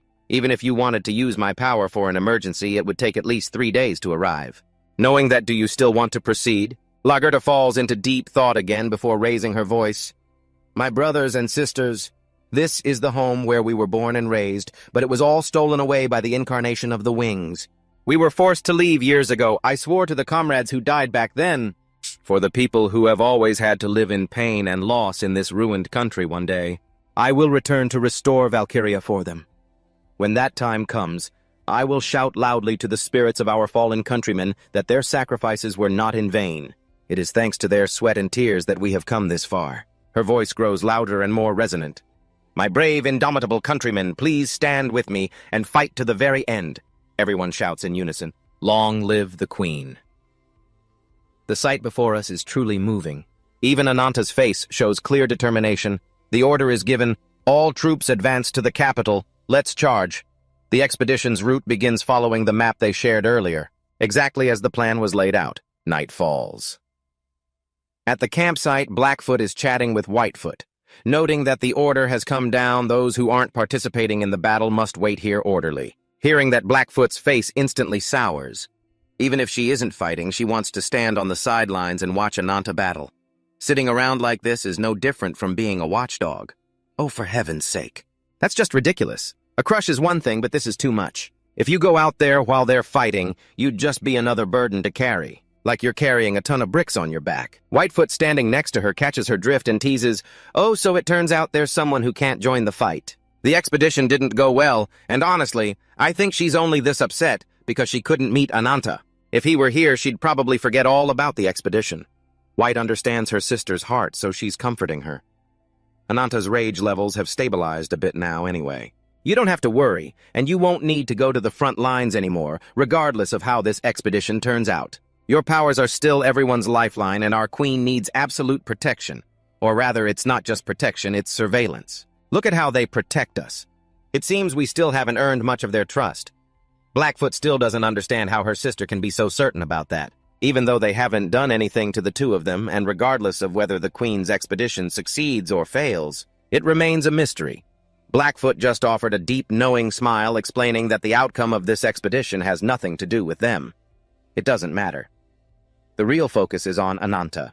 She wants Ananta to become stronger even if it means destroying everything in her path. What a calculating girl. Looking at her, no one would think her mind could be that toxic. Truly, the more beautiful a woman is, the more dangerous she can be. From a distance of 1 meter, an arrow was flying at the speed of light toward the black serpent. Boom! The arrow pierced its head, and it let out a pained shriek. Then Mo and her team took turns clearing out those ruthless black serpents. But they just kept appearing in greater numbers, all heading toward their army. Lagertha screamed, commanding everyone to keep pushing forward. The enemy is concentrating their attack on the right flank. All troops gather and form a giant shield wall to hold those serpents back. Ananta saw that the situation was becoming critical, so she called out, "Ruby, wipe them all out!" Receiving the order, the little lizard jumped in front of the shield wall, opened its mouth, and unleashed a torrent of scorching fire, as if to incinerate everything. Ananta watched the situation from behind, and for a moment, she thought that perhaps she didn't necessarily need to get involved. On Nadia's side, she was also fighting fiercely. Any black serpent that lunged at her was skewered by her and the tree roots. Successfully leading the army to break through the enemy's encirclement, this was a desperate gamble. One small slip-up and the entire feta would be wiped out. Looking at the female generals fighting, Ananta wondered if they were truly capable of holding their own. Even for men, this battle formation would be extremely difficult. And these are women embodiments of naivety according to intelligence. They're facing an army that has trained countless times. There is no way they can win. But our troops have reached the very borders of Pasa's heart. So why haven't the Alicon army or the evil creatures appeared yet? Suddenly Mo shouted, making Lagertha jump. She reported that they were about to reach the V-Grid surveillance tower. Greeting Lagertha's army was none other than the old man Asen. He wore a savage grin as he looked down. Welcome you who dare to reject the incarnation of the wings. Let me watch and see how miserable your ending will be. With that, he caught Sky's ambush arrow in a flash. But Sky didn't think he would continue the assassination now. It wasn't the time to discuss the ending yet. The old man's face hardened, showing clear determination. Very soon, you will witness the wrath of an old man, saying that he summoned his true form, and it was carrying something with it. It looked absolutely terrifying. Even Lagertha turned pale when she saw it. Sensing the danger, she quickly ordered everyone to hold their defensive formation. Immediately after, Asen dropped that thing into the middle of Lagertha's army. Once it hit the ground, the slime began to wiggle and rise, forming barbaric alicons, and their mouths wouldn't stop mumbling something. And it wasn't even human language. How on earth is anyone supposed to understand that? Lagertha panicked and quickly ordered a retreat to save lives. That alicon was gradually morphing into the slime, quickly overtaking Lagertha's troops. On this side, they were struggling to fight, warning everyone not to touch them. That slime was churning and rolling together. The first horn formed, piercing the sky. Stacked on top were horrific devil eyes, followed by a head that could only be described as hideously ugly, with 4 layers of jagged, protruding teeth. No matter how you look at it, you just can't appreciate that kind of beauty. Plus, it had a long, slimy tongue as a bonus. The lower half of its body was also starting to take shape, spraying slime everywhere toward Lagertha's army. Above, Asen told himself, "This old man will no longer underestimate you." Then he ordered the Alicon to attack, show them what true overwhelming power is. As soon as he finished, it lunged like a moth to a flame. Right away, it clashed with Little Ruby, plus a physical combo from Arupa's Rage Serpent also rushing in with a dark blade. Facing the barrage of attacks, the Alicon and Asen struggled a bit. Then El joined in. "Don't worry, Alicon, in the name of our allies, I will finish you myself." Ananta shouted with fury, her eyes glowing red as if she wanted to swallow the Alicon standing before her. But the Alicon wasn't easy to defeat. It raised its head high. It thrust its long, twisted horn toward the sky, creating a mysterious dark circle. Every step they took felt like tremors, making the surrounding air become tense to the extreme. Then it threw what it had just created toward Ananta, and in an instant, Ananta's silhouette was gradually swallowed by it. Rupa watched the scene unfolding before her and couldn't help but scream Ananta's name. A few seconds later, Ananta's shadow touched the ground and syrup sprayed everywhere. This time, Rupa couldn't hold back anymore. She spun around as a natural reflex, still hurling insults at him, calling him a cruel monster, her demeanor more vicious than ever before. It was as if she wanted to take revenge for all the pain that Ananta had caused, suddenly from that Alicon creature. A dark tentacle-like shapes began to emerge, moving with fluid, twisted agility, dancing around with rows of razor-sharp teeth. This being was absolutely grotesque. It was so terrifying that even demons would be jealous of its horror. All those tentacles turned toward Rupa, forcing her to stop in her tracks with a sense of dread. Before she could even let out a scream, Ao suddenly flew in from behind with immense power, fiercely jumping into the fight and continuing to show off his agile combat skills. He drove the tentacles back, forcing them into a defensive position. Seeing the situation, Rupa gathered her momentum and lunged forward, her eyes no longer showing a trace of humanity. Her mouth didn't stop screaming vicious commands at them, ordering them to die. From out of nowhere, a strange blue object appeared. It suddenly flew toward where they were clashing. Luckily, Ao spotted it in time and blocked it, but the force of the object was so immense that both were sent flying and crashed to the ground. Seemingly injured, the impact made the air feel heavier and more tense than ever. Asen, that vile old man, stood high atop the tower. He spat curses at Lagertha's group. "You wretches who stole my right arm," he roared. "I will personally crush you into pieces." With that, the eyes of the familiar on his shoulder began to glow, and he opened his mouth to release those blue objects toward Lagertha's group fighting below the hill. Chaos spread. A sense of fear and tension filled the air as the objects rained down like a merciless attack. Ao watched the scene unfolding before him. Sweat poured down his forehead as he realized that everything had become much more complicated. And before he could regain his composure, the blue object struck his position again. Luckily, Rupa reacted quickly, saving Ao from danger just in time and bringing him to safety, while the two of them were under the barrage of the old man's familiar. Asen was hit by an arrow shot by Scan, forcing it to dodge, but it couldn't avoid having its wing pierced by her arrow. Old Asen couldn't believe his eyes when he saw this. Scan continued to summon her power, speaking to the spirit of the wind. "Free and unrestrained, grant me the power of the wind to tear those enemies apart." A young girl with the demeanor of a heroic warrior. She drew her bow, aiming at old Asen with a majestic presence, inspiring the spirits of the warriors nearby. She directed teams 3 and 4 to go and support the commanders while the entire army launched a fierce assault. Everyone was burning with intensity, ready to charge into battle. After merging, Asen became even more terrifying. His eyes flashed with a fearsome light as he looked toward Ao's army and let out a mocking laugh. "It is useless, you pathetic humans." Rupa, angered, jumped up to stand right beside him and taunted, "You still dare to talk, you fool? Where is your right arm now?" Old Asen could not respond, only able to spew curses to vent his anger. The situation became tenser than ever. Ao leaped up, raised his sword, and charged into the fray. Combining with Rupa's support, the fierce sword strike just unleashed pierced through the old man's body. After only a few minutes, the battle was decided, even though Ao's sword was broken. But that Asen fellow had fallen.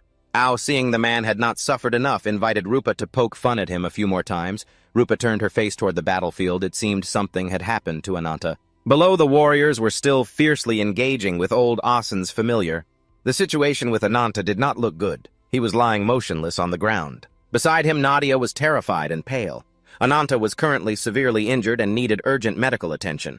Nadia kept calling for Ananta to wake up, but it was all in vain.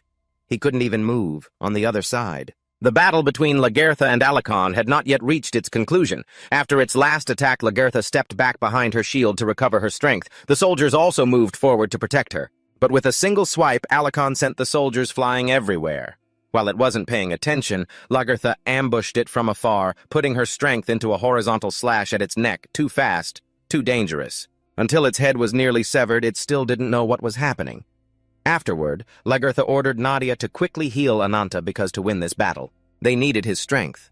Lagertha raised her sword high, all her power concentrating. In other words, it was Fragarach, the legendary sword from Irish mythology. Often used by the hero Luke, Lagertha took a stance, leaped into the air, and slashed straight down at the head of the Alicon.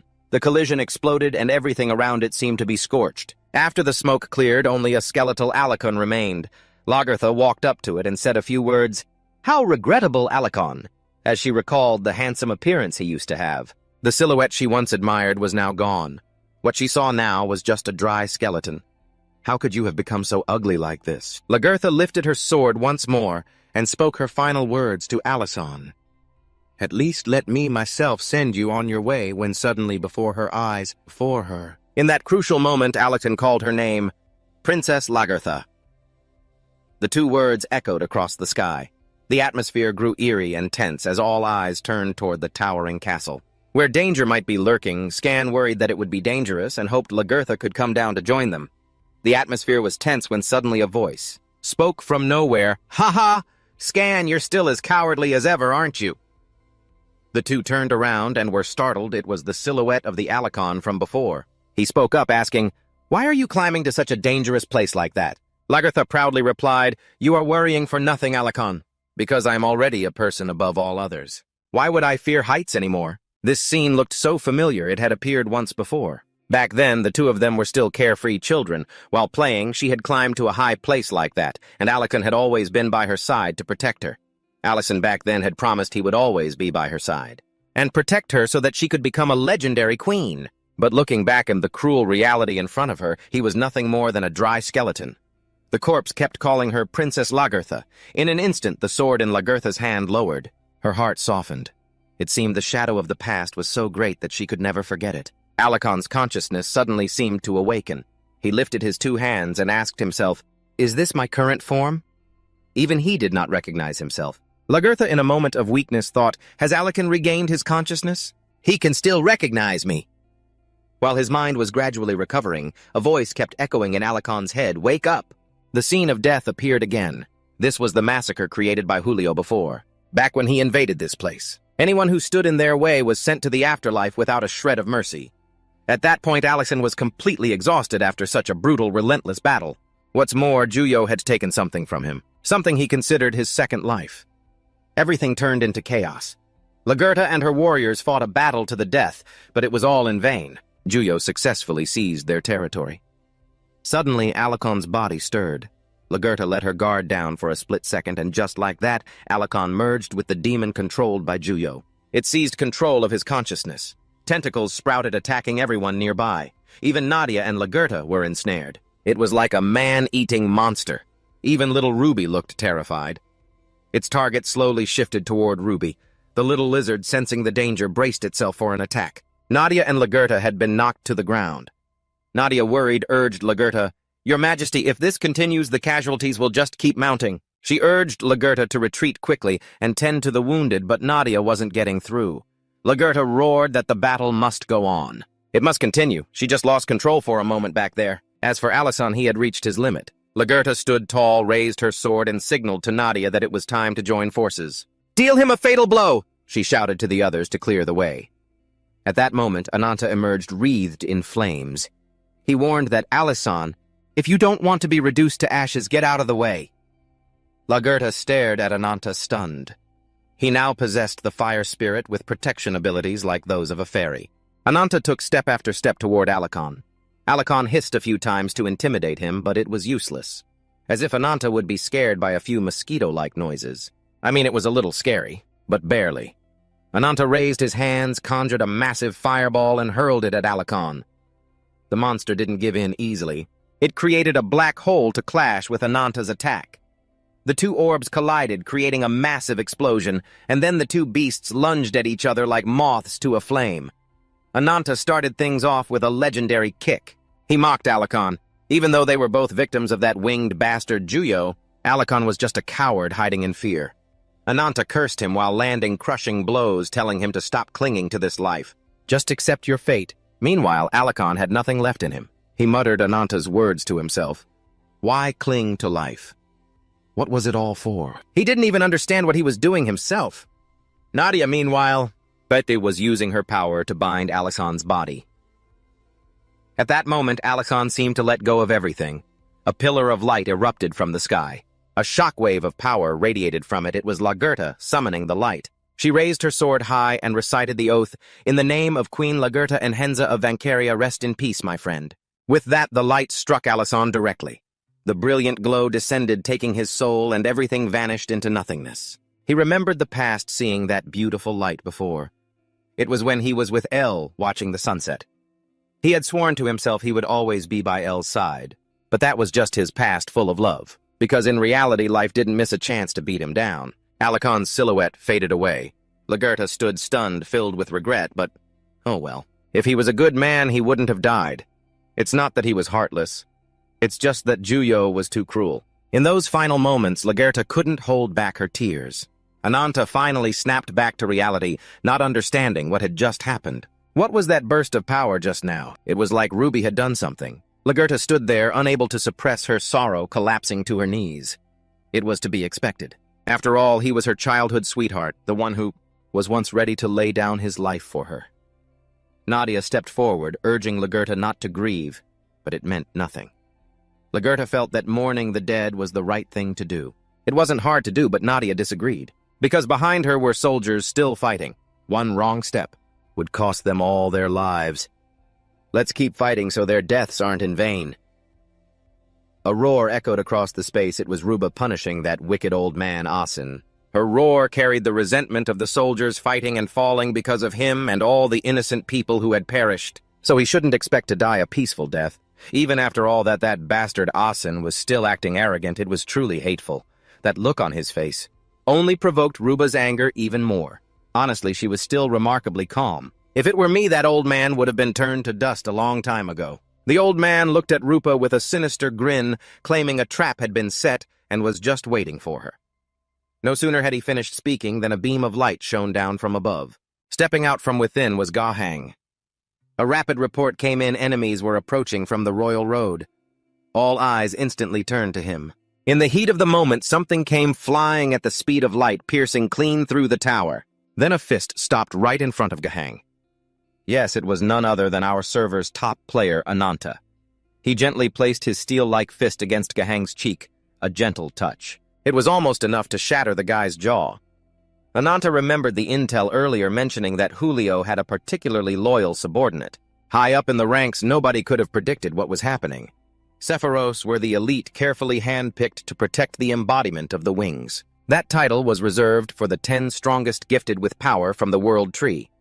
The top warriors were considered his 5 great disciples, and each position was deeply interconnected. Constantly monitoring each other, Asen's sudden appearance suggested that one of Julio's 5 subordinates might be similar. So the strength of that Gahang guy must be on par with Asen. As for Gahang, after recovering from that fated punch, he put on a haughty voice, still acting cocky and challenging Ananta, threatening to crush him. Talk about nerve. It isn't over till it's over. We don't know who's going to end up in the dust by sunset. We're here to fight, not to talk trash, so pipe down, Ananta thought. Having waited for the bring it on, he lunged forward, letting out a war cry to boost his morale before they collided for the first time. Truly, both were left stunned. Judging by Ananta's eyes, Gahang wasn't a pushover. He even seemed to have extraordinary regenerative abilities. Gahang pulled back his hand, unleashing a mountain piercer on Ananta, followed by a great mountain crusher. But he was dead wrong. It wasn't going to be that easy. Come and get some, Ananta called Ruby from behind. The combo was absolutely legendary. Even from here, you could still feel the heat radiating from him. Strong as he was, he had to follow the proper sequence. First, he opened his mouth and let out a roar to play some psychological games. You might think it's a joke, but this trick worked. Young Gahang was left frozen solid, staring at Ananta. Lagatha also watched Ananta without blinking. His current state was almost surpassing that of a god. Ananta unleashed a torrent of flames at Gahang, leaving him completely paralyzed. There was no room left for tears or sorrow. He hadn't even reached the top yet. He was about to be wiped out. Seeing this, Nadia, standing by, unleashed some skills to help out. In an instant, everything was incinerated, yet Ananta remained standing tall and proud. As for little Gahang, he was left charred and hidden behind a cloud of thick smoke. He roared like a madman, even going so far as to admit that Ananta was a formidable opponent. Seriously, I tip my hat to him. He's about to be deleted, and he's still acting like that. He's delusional enough to think he's on equal footing. After finishing her mission, Ruby was sent back by Ananta to rest. She had worked hard enough. Now began the solo performance of our top pro Ananta. He took steady steps toward the little brat Gahang. Gahang had changed his interface to a new troublemaker mode. He looked like something, all right, but even after that hit nearly wiped his personality away, he still wasn't conceding. So you're my enemy, he said. He even demanded to fight Ananta until he surrendered. He was pretty confident for someone about to be smashed so hard his own parents wouldn't recognize him. Ananta leaped forward without a second thought. This playground was his. All he had to do was take down the enemy in front of him. The face-off literally began. It started with a spectacular collision followed by a face-slapping session, but just like how a certain number 7 deals with a side chick. Ananta was slightly on the back foot and retreated, his eyes suddenly lighting up. Turns out he realized Gahang was using Mountain Piercer combined with Spirit Flow. He lunged forward like a gust of wind toward Ananta. He was no amateur. Gahang's power couldn't be taken lightly. Just one hit had already caused Ananta significant damage. Then came a high-level escape maneuver from our lizard prince. Attacking left then right, the two danced around like a cat playing with a mouse. Finally, Gahang seized the opportunity to grab Ananta's arm and throw him back. Elle and Nadia watched, their faces tenser than the people actually fighting. Even though Ananta was on the defensive, Elle didn't look down on him at all. On the contrary, he thought Ananta had truly become an immortal being. The curse had granted him endless regenerative energy, coupled with an indomitable spirit that feared no pain. Where Ananta's destructive power came from remained a mystery. That form only further highlighted his fighting spirit and mental strength, so it could be said. A warrior armored from head to toe, how could he fall to a mere curse? He looked at Nadia and signaled that they had to do something to boost Ananta. Nadia understood and pulled a branch from out of nowhere. This might be the best thing she could do right now. Ananta slowly emerged from the debris, maintaining that same confident aura. It was nothing, just a bit dusty. But he was still handsome, no doubt about it. Gahang on the other side was thinking that since the fortress was made of iron, it wouldn't easily crumble. But no matter how solid it is, there's always a weak spot. Suddenly, a voice called out, "Ananta!" It scared the living daylights out of everyone. Thank goodness he didn't have any heart conditions otherwise. He would have passed out right there and they'd all be doomed. The caller was none other than Rupa. She held Asen like a piece of slime and informed him that everything was safe now. Honestly, in this world, Rupa is probably the only one who dares to call him so brazenly. Then from the pile of ashes, a wild, raging flame surged up, as if it were pulling Asen toward it. The old man Asen kept screaming for Gahang to save him, but look at what time it was. Even if he screamed his lungs out, it would be useless. I wonder if he's even going to make it out alive. Not only that, but he's expected to save the other guy too. The energy is intensifying, the cracked tree branch is slowly mending itself, and Ananta's eyes have completely changed in an instant. Even that savage new look of his. But those wiggling, squirming tentacles sprouting out, Ananta arrogantly stands his ground to challenge Gahang. After the first round, he was lucky enough to lead 1-0. But in this second round, he might just get logged out for good. Even the surrounding crowd is a bit shocked by his badass new appearance. It seems the power radiating from Ananta is the power of a predator. The pangolin guy looks at Ananta with slight surprise, though it's nothing major, and doesn't forget to flash a mocking smile. Because Ananta has absorbed Asen's power, he uses that same old mountain-piercing move to tumble around with Ananta. In the heat of the moment, Ananta uses his tentacles to block Gahang's attack. First he blocks, then he uses his remaining tentacles to move Rupa's group to safety, signaling everyone to evacuate to a more secure spot. Gahang is closing in more and more. Next is the second clash between the two young rivals. Gahang uses his steel-like body aiming to land a punch on Ananta from above, but Ananta sees right through his intention. He quickly fuses those feelers which shoot up and wrap around the pangolin's limbs. "What are you going to do now that you're tied up?" a voice echoes in his mind. "Why are you letting yourself get distracted? In a fight, never take your eyes off your opponent, not even for a second." The words echo in his mind, making Gahang feel suffocated. Realizing his opponent is distracted, Ananta lunges straight at him. Gahang tries to react, but it's too little too late. As a result, he takes a direct hit from our guy. In that moment, memories from before come flooding back. It was a beautiful day with blue skies and golden sunshine.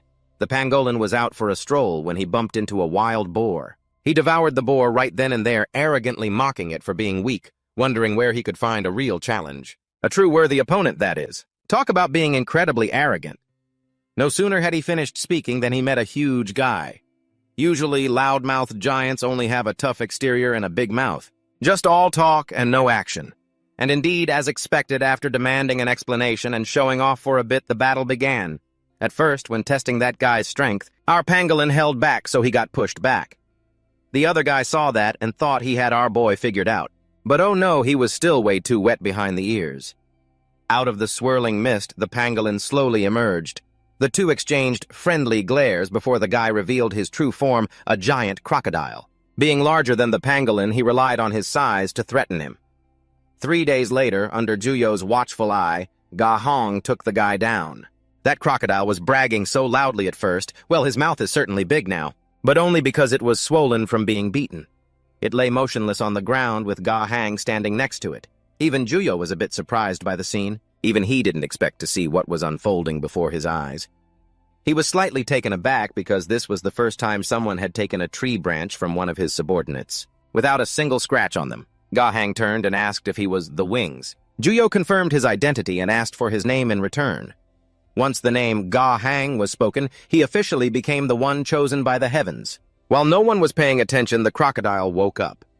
It opened its mouth wide, roaring as it tried to swallow Gahang whole, but there's no way the pangolin would be taken down that easily. The crocodile didn't want to play nice, so he just had to push the pangolin over the edge.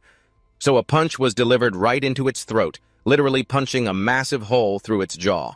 In the final moments, Gahang didn't hesitate to offer a few compliments so the guy could happily head off to meet his ancestors. But all joking aside, he really was strong. This was the first time in his life someone made him admit they were a worthy rival, and he would use his own strength to defeat him. That crocodile friend was the only truth the heavens had bestowed upon him since he entered this world, and he would become the pinnacle, the embodiment of dominance. Juyo, watching from above, showed interest in Gahang's way of thinking. He said the peak of the world that Gahang wants to surpass is standing right in front of him, because he is Juyo, the embodiment of the Wings, the one created by the heavens. Gahang looks up at Juyo's high and mighty figure, with great interest swearing that Juyo is the enemy he must defeat at any cost. Juyo up above remains oblivious to Gahang's treacherous thoughts and reaches out to cast his spell. The pangolin is enveloped in a strange awakening light. Countless 8-trigram formations appear above forming chains that tighten around him, hoisting him into midair. Juyo speaks, advising the pangolin to surrender, to submit to him. If he does, he will be able to witness it alongside him. When the atmospheric layers open according to the call of the heavens, Gahang refuses to give in. He is determined not to submit, thinking he hasn't even taken any damage yet, so why should he quit? He wouldn't do something like that. Coldly, Juyo orders the formation to tighten, carving this failure deep into Gahang's flesh and blood. Juyo makes that light. Brand the wounds deep into Gahang's soul. If he doesn't do that, he will never be able to become a great tree. He even places a curse on the pangolin. His desire to dominate Gahang is meant to reach the clouds. Ananta noticed that something was off with Gahang. It was the mark from his first battle. The way he dodged to keep his left eye from getting hurt, it was already too obvious. Because of that weakness, I've finally figured out how to take down that overgrown lizard. Outside the fray, everyone's faces were twisted in grim despair as the raging storm tore through everything. Chaos reigned supreme. Gahan swore he'd annihilate Ananta. The physical agony etched deep into his soul screamed in torment, all contained within a body of iron that was immune to every injury. It was his pride and joy. Ananta recognized it instantly, the raw power from his own tree branch, the very ability he'd always felt insecure about. "Once I use this to kill you, I'll finish off those wings of yours for good," Gahan sneered, mocking Ananta for even daring to challenge him. "So you think those wings of yours are that mighty, huh?" Suddenly, Gahan's interface upgraded to a VIP Pro God-tier mode, and he taunted, "Come at me, Ananta! This is your one and only chance to test your strength against the pinnacle of this world." Ananta, still in his short-stack form, shot back a snarky comment to his buddy the lizard. "You think I need you to tell me what to do? Getting a few scratches and you're already losing your cool. If you're going to fight an enemy, shouldn't you be prepared to see your own body torn to shreds? You're nothing more than a stepping stone for me anyway. Listen up, because it's me, Ananta, who's going to take down Juyo." With that, his shadowy snake tentacles lunged forward, but the lizard brushed them aside like they were nothing. But that was fine. That was just the appetizer. The main course starts right now. Ananta charged in, but he was struck down by the lizard's claws. Yet he didn't give up. Ananta fought with everything he had. But after all that struggling, the lizard swatted him into the dirt. No matter how he attacked, he couldn't pierce that armor. With the situation looking grim, our boy Ananta pulled a new trick out of his sleeve. Poof, and out came a little Quetzalcoatl. Only one of them could be the predator, the conqueror. He'd already defeated countless powerful enemies, seen through every dirty trick, and didn't care if others lived or died. And as for you, you consume and hunt your enemies with your own power. Our souls can never merge, so I'll kill you to reach the next level. Quetzalcoatl lunged forward with everything he had, but before he could even touch him, the lizard skewered him through the neck with his claw. The civilians nearby were scrambling to evacuate. The soldiers were worried, and Rupa looked back at Ananta, unable to bear leaving him behind. But under Ao's urging, she had no choice but to follow orders. Seeing everyone finally evacuating, she felt a weight lift off her heart. Now the only thing left was Ananta's battle. Nadia was chanting, fully focused. She could feel the branch embedded in her own body resonating with the branch that Alicon had. These branches held immense power enough to transform anyone, but if they couldn't handle that power, they would lose their minds and be consumed by it. Because of this defect, the branches could barely hold their shape, but Alicon's branch still contained so much power. If she could release it now, at all the remaining energy could forge the ultimate spear, one capable of piercing any armor. With that thought, she swung into action, using her staff to fuse with Alicon's embedded branch. Nadia called out to Alicon, "Lend me your strength, Girso, to protect the ones you love." Andrasta was ready. The light was so blinding that the lizard had to look away. In that 1 second of distraction, Quetzalcoatl grabbed him. The familiar voice echoed in the lizard's mind, "Getting sloppy, aren't you? Even if you lose everything, you have to keep going." Quetzalcoatl gained the upper hand and taunted him. "Even if this body is tortured and ripped to shreds, I still won't die." Meanwhile, Nadia was readying her spectacular spear throw, a move that was honestly totally face-planted into the ground level of bad luck. The arrow somehow managed to skewer Quetzalcoatl's own head. Well, that's it. He's not getting out of this one. Just as he had the upper hand, he was back at rock bottom. The lizard was so shocked he nearly fell over. He laughed at Quetzalcoatl, saying his trump card had just backfired. It's so hard to find a worthy opponent, and yet you defeat yourself before I even get the chance. Even when reduced to nothing but bones, Quetzalcoatl still struggled to rise and face the lizard. No, it was the power of Alicon finally unleashed. A refined essence began to form. Gehan lay there wheezing in defeat. He'd lost, suffering a fatal wound. Ananta had won. He was losing, yet he kept laughing. Ananta was confused. He didn't see what was so funny. Why was this guy laughing like a lunatic? Dying without achieving your wish. What's so funny about that? Gehan compared him to the glowing embers of a curse that couldn't be extinguished, eventually becoming a massive inferno. And one day, that fire will swallow up even bigger wings. If I were the one holding that curse instead of you, I would have dragged that guy down from heaven. So enjoy your victory while you can. Ananta, bored, asked if he was done with his monologue. Since he asked, Gehan answered by sending him an invitation to hell. He really was the embodiment of vengeance. After devouring a well-cooked lemongrass chili-spiced Gahan, Ananta sat there dazed alongside Aji Dahaka. Seeing you feeling so tired like this, I don't feel happy at all. Instead of comforting him, Aji responded with contempt. You foolish mortal, true gold fears no fire, hardship only strengthens you. Only after you face such difficulties will you be able to become strong. Surely you haven't forgotten the pact they made that day, have you? You coldly denied it, saying nothing has changed. Even the curse is just a tool for you to take your revenge. Once Julio is dead, your own life won't matter anymore. In that case, Aji will simply wait for the day you meet your predicted destruction. The scene shifts to the evening. As soon as you opened your eyes, you encountered someone whose face you couldn't clearly see. Who on earth is this? A strange, warm sensation began to spread throughout your entire body. In the distant camp, Lagertha's lonely figure stood at the center where the bodies of the warriors were neatly arranged on wooden racks, their swords planted in rows in the ground. She ordered her subordinates to light the final fire, sending their comrades off to the afterlife. Amidst the blazing heat that lit up the night, everyone felt a cold, lingering sense of sorrow. Ruba couldn't hold back her tears and sobbed.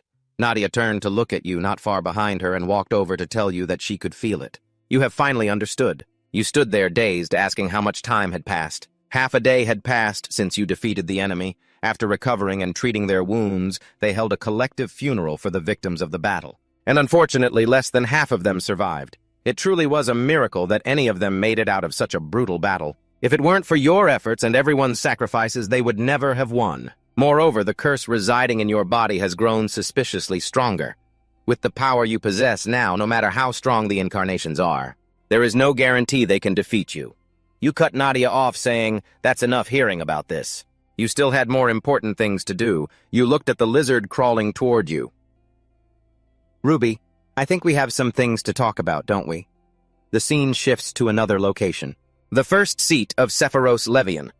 The incarnation of the Abyss pushed the door open and entered the room, calling out to Beharan Levian, demanding he explain what exactly had happened. Why was there an emergency summons like this? No sooner had she finished speaking than a giant, massive block of ice fell from the sky, literally.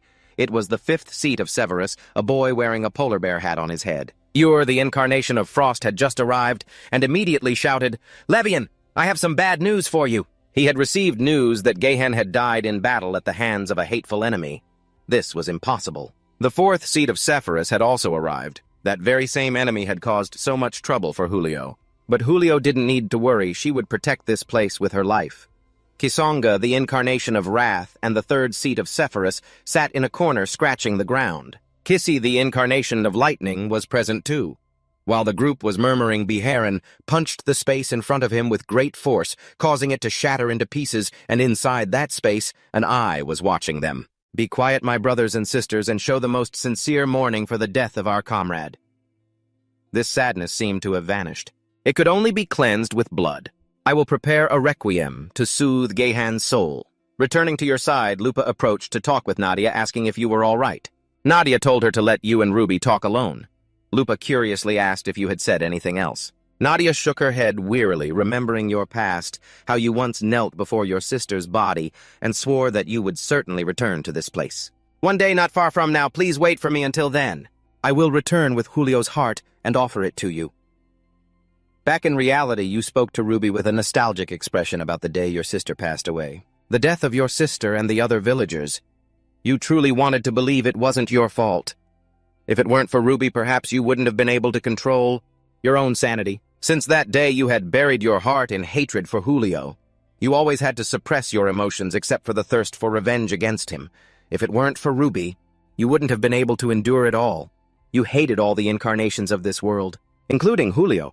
Why was it your sister who died and not you? You had always been searching for the answer to that question. Silent tears rolled down Ruby's face. She trembled as she spoke. Julio Azida Hakado. All of them are the same wielding power according to your desires and standards. Everything is for the sake of revenge against the disgust of those incarnations. You froze in shock, turning your head to look at Ruby. You are also an incarnation, aren't you? Ruby's last line of defense was shattered by your question. She sobbed uncontrollably, constantly apologizing to you, saying she had hidden it until now because she didn't want you to be disgusted by her. You stood dazed, looking up at the starry sky. You closed your eyes, remembering the moment when the branch of Alicon arrived and resided in your body. Something had become distorted in your mind, the memories of Alicon? No, it was something that he never wanted to forget. Ruby sniffled, asking skeptically, a memory. You took a gentle step toward Ruby. You had been swept away by the past, and there was something you wanted to tell her. Anata reached out and wiped it away. A tear still lingered on her lashes. She had always been by his side. He apologized and thanked her, realizing he had forgotten that he still had family, that he was never truly alone. All this time, she couldn't hold it in and burst into tears, hugging Anata tightly.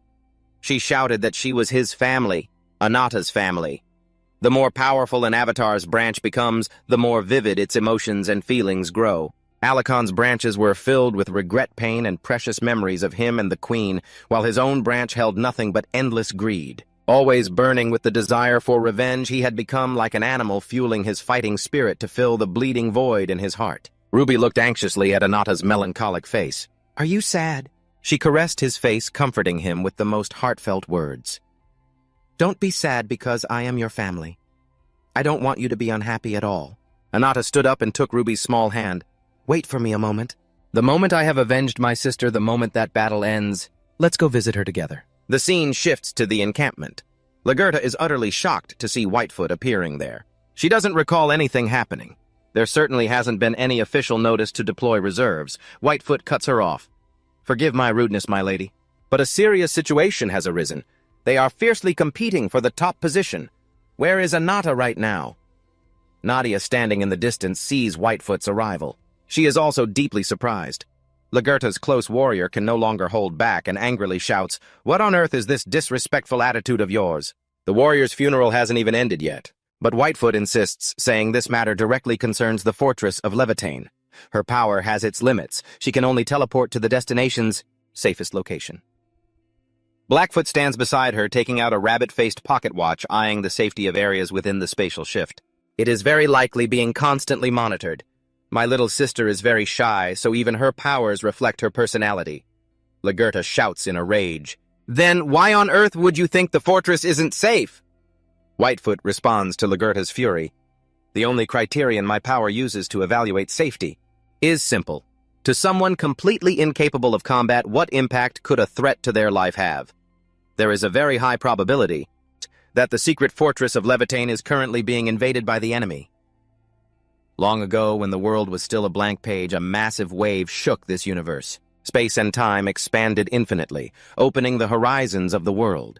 Beings were born, and among them stood the leaders of prayers and life, the god of angels, leader of curses and death, the god of deceit, leader of miracles and laws, the god of magic, leader of cycles and melodies, the god of witchcraft, leader of war and chaos, the god of warriors, and leader of creation and destruction, the god of machines. They were the 6 absolute gods. Eventually, the gods began to build the blue planet we live on. They created countless beings, including humanity. The gods believed a prophecy. Pain was necessary to help life coexist. On their behalf, the gods' secret treasure containing their power was bestowed upon 5 souls of living beings, and those were the first avatars. A young child asks, I have a question, Mother. I believe there are 6 first avatars. The grandmother praises the boy's quick wit. Unlike the other gods who gave their sacred treasures to the strong souls of living beings, the machine god created his own representative, a perfect being modeled after humanity. The avatar of machines. The avatars set off one by one to find their own lands. They coexisted with humanity as partners for a long time. However, peace did not last long. That was because the Avatar of Wings. The Avatar of Wings had stolen the gods' sacred treasure and destroyed the first avatars. In the end, he brutally slaughtered those who opposed him, and because of that, Levitathan rose up determined to defeat the Avatar of the Wicked Wings. They prepared for the battle. Under the command of the Queen, a little girl asks her anxiously, "What if something happens while the Queen is leading the conquest?" Bernhardt walks up from behind and tells her not to worry, for the avatars and warriors under the Queen are all elites, and Queen Lagerta herself is a warrior. He is certain she will return safely from her conquest. Bert smiles and apologizes to the grandmother. He doesn't know if he is interrupting the children's lesson. The grandmother respectfully bows to him. Not at all. On the contrary, she thanks him for spending his precious time coming here. The witty boy points at Raclet. So will she also become incredibly strong, like Bert. Another girl is also extremely curious. How could a child like Raclet become an avatar? The grandmother explains that avatars also marry and leave descendants for future generations. The power of an avatar is often passed down to the descendants of that person. Raclet must have also received power from an avatar. The boy says playfully, "If you are Bernhardt's child, you could also become an avatar." In that torrential rain on that dark night, the alarm bells announcing an impending invasion shocked the entire city of Levitain. Bernhardt stood up in a panic. An enemy invasion. Ur was present before the fortress gate. Is this the entrance to the fortress? It is truly worth seizing. MNS I, the 10th seat of Sephiros. The avatar of terrifying power was also incredibly excited. The soldiers were horrified by the sight before them. Bernhardt turned pale. Why, at the very moment the Queen is away, Ur swung his hammer, unleashing a blizzard to clear a path for Mansi. Excited, he yelled, "It's time!" Mansi, in his mammoth form, took momentum and charged toward the castle gate. The soldiers panicked. Prince Bernhardt, if this keeps up... Bernhardt quickly ordered the entire army to prepare for battle. Just as Mansi reached the gate, a massive figure every bit his equal blasted him back out. Taken, the second commander of the Leviathan army and the embodiment of obstruction, stood tall before the gate like a guardian, blocking all danger from entering. Seeing Taken step up, Ure was thrilled. He mocked Mansi. "Mansi, you're supposed to be breaking down gates, yet you get knocked back by a single blow. How pathetic and despicable." Ur taunted him, asking if he wanted to trade places so he could lead the charge instead. Furious, Mansi stomped his feet hard against the icy ground. He spat that those words were unfair and vowed to fight until his dying breath. Stopping him with the power of just a minor incarnation was impossible. It must be Taken's special ability. He swore to turn Taken into mincemeat with his power. Increasing his body's weight, he prepared to crush Taken. Standing on the ramparts, Bernhardt looked down at the fierce battle below, shaking his head at Mansi's arrogance. Mansi still hadn't learned how to be humble. As he threw his heavy body to flatten Taken, he was blocked yet again. Taken possessed no special power. He simply looked at Mansi with the eyes of a reaper. Looking at the arrogant Mansi, Taken coldly struck him straight on the head with his staff. Everything that Taken was merely a pure fighting spirit. He was favored by the god of warriors, and was the commander of the strongest army in Leviathan. Bernhardt jumped down from the ramparts. He said Takan had arrived just in time. Takan asked if he was planning to face them directly. The answer didn't need much guessing. Of course he was. The weapon Ur held earlier was a sacred relic of the guild that protected the northern icy bloodline. That incarnation was cold to the extreme, and it was his duty to fight him. Responding to his words was Ure's wicked grin. The frozen land belonged to the northern cold stone bloodline because of its harsh and brutal environment. There had never been a war or invasion for a long time. This land was considered a paradise where humans and incarnations lived together. One day a stranger arrived in this paradise. A warrior who had earned his reputation winning countless prestigious military awards from battlefields across the continent. Bernhardt, the embodiment of courage, those who had never experienced war were terrified of him. But there was still one person who pitied him and welcomed him to Paradise Tosca, the embodiment of white snow. Bernhardt, who knew nothing but combat, was saved by her kindness. They developed feelings for each other as if it were destiny, and they married with everyone's blessings. Not long after their first child was born, yet they were unaware that they wouldn't be able to live happily forever. How could they face their monstrous child? They worried about the child's future, when it would have to grow up amidst the disgust and boycotts of those around them. At first, they were filled with regret and sorrow until a savior appeared, Julio, the embodiment of the great wings. Bernhardt was full of self-reproach. Back then, he had been too foolish. He was deceived by the promise of saving his child, never thinking of the consequences that his choice would bring. Ure laughed with amusement. He couldn't remember how many years had passed. It's been a long time, hasn't it, Bernhardt? But speaking from a biological perspective, you're the one who gave birth to me, so I should still call you Dad, right? Ure held a bear fur hat in his hand. He held it up before his face with pure delight. If that's the case from now on, I should call this pelt Mom, right? Bernhardt didn't hesitate or say much more. He grabbed his blade and attacked Ure directly, angrily, warning him not to dare insult his wife. Ure remained stone-faced, parrying every blow he rained down. Truly disappointing. Is this why you're called the embodiment of strength? Bernhardt's blade froze upon touching Ure's stone hammer. He launched a barrage of attacks, knocking Bernhardt back. Ure looked at him with amusement. You can't even block. Shouldn't you be proud? I was once just a monster, but I've been able to become this strong, thanks to your power and Tosca's. Bernhardt spoke softly to the furious Taken beside him. Don't worry, I won't fall until the battle is over. Or laughed loudly, mocking him. You never know, do you? Fighting is fun, sure, but the mission always comes first. Inside the castle, citizens were being slaughtered by the 9th seat of Sephiroth Manita, the embodiment of brilliant light. The 8th seat of Sephiroth Akara, the embodiment of silence, had also arrived. Deep within the innermost shelter of the Leviathan fortress, soldiers were urgently evacuating the people. The grandmother was also assisting the soldiers. Everyone please be careful and follow me. While no one was paying attention, Rakels froze in place, staring blankly at the ceiling of the bunker. The young girl had noticed something unusual, and right at that moment, Mania, Akara, and Kasola leaped down to intercept the crowd. The scene shifted back to Bernhardt, observing Ura's triumphant smile. He had also realized that something was wrong here. So from the very beginning, the invasion was all just a distraction. Ure was extremely excited. You guessed right. He smashed his ice hammer into the ground, unleashing a blizzard that erected a crystal palace, trapping both of them inside with him. With a grim expression, Taken used all his strength to swing his staff, but it only caused the ice walls to wobble slightly, leaving them otherwise unharmed. Ure looked at his expression with interest. This isn't very good, is it? The Crystal Palace is the strongest shield formation in existence. A blizzard is their only way out of here. They have no choice but to take him down. This is sacred ground, a place that honors the god Gahan, and he isn't going to let anyone leave alive. Bernhardt stares in shock at Ure's white bear form. He is absolutely stunned. Tosca, this is the karma they have to pay for what they've done. Ure charges wildly at the two of them. Taken stands his ground, blocking his attack without hesitation.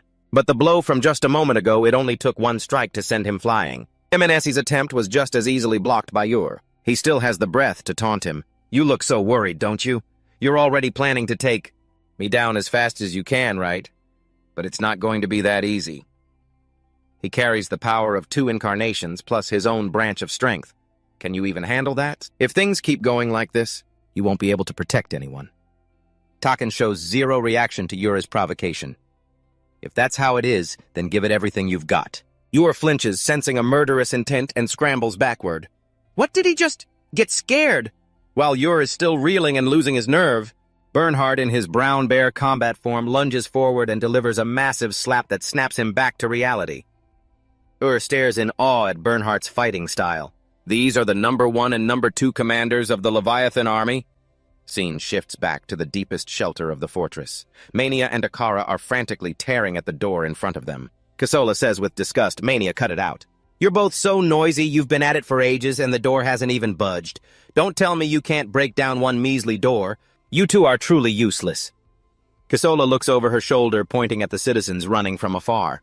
Instead of breaking the door, why don't you deal with those intruders?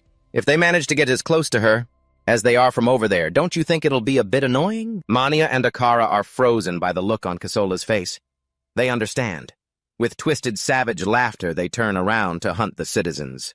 Kasola saunters forward as if this were her own home. These people living in this fortress are the very last ones left. Can you hear them? The fate of warriors, those dying in agony, coming to save you. Kasola laughs with utter contempt, placing her hand on the wall before her. This wall, amidst the desperate screams of the people, the door shielding them is easily melted away by her slime. Kasola wears a pitying smile for the crowd. How long do you really think that could protect you? If she wanted to, she could easily wipe every single one of them out right now. They must know that by now, right? Uncontrolled excitement spreads in her eyes. Oh, you poor, pitiful humans. I'll give you one last chance. Casola points toward the children being shielded by the godmother. The little ones over there. Offer their hearts to me. She hungrily licks her finger. Do that and the rest of you will be spared. The children cling to the godmother's skirt in terror. She shouts angrily, everyone stay focused. Are you seriously considering hurting the children? Don't let that monster lead us astray. You will not be allowed to lay a single finger on them. Casola is enraged by the godmother's words. She loses her patience, grinding her teeth in annoyance. How boring. You've ruined my fun. So she'll just have to kill everyone. The godmother rushes to pull the children into her arms to protect them. In the nick of time, Rackle steps in to counter Casola's slime, defending everyone. Casola is absolutely delighted. It seems I've found a new toy. How disappointing all that strength, that resolve coming from such fragile little leaves. I have someone like that too. Little one being more precious than anything else in this world. The most noble and honorable creation of all, even in this very moment. Her mind is completely flooded with images of him, and she won't let anyone but herself have his heart. Casola goes mad. That's right, do you know what this feeling is called? It's called love. Rackle is frozen in fear by the sight of her terrifying snake form. The little girl falls to the ground in horror, crying out of terror. Casola watches her cry with amusement. So what are you going to do now? She sighs with regret. I was wondering if you'd have enough talent to play with me for a while. The godmother screams Rackle's name in a panic and lunges toward the girl to shield her. She looks tenderly at the frightened Rackle. Are you hurt, my dear? But her voice is cut short instantly. Casola uses her long, hideous tongue to pierce through the woman's back. She wraps around her as light as a feather, ending her life. Just like a hollow play. Don't go ruining my entertainment like that. She gripped the woman's remains tightly in her hand, using her corrosive slime to melt them away. What a worthless old hag, she sneered until her attention was drawn to Raglas, who was holding a small dagger. The girl muttered, I hate you, Casola, as if she were paralyzed and frozen in place. Could it be that she had just transformed into an evil spirit? Raglas was completely consumed by hatred.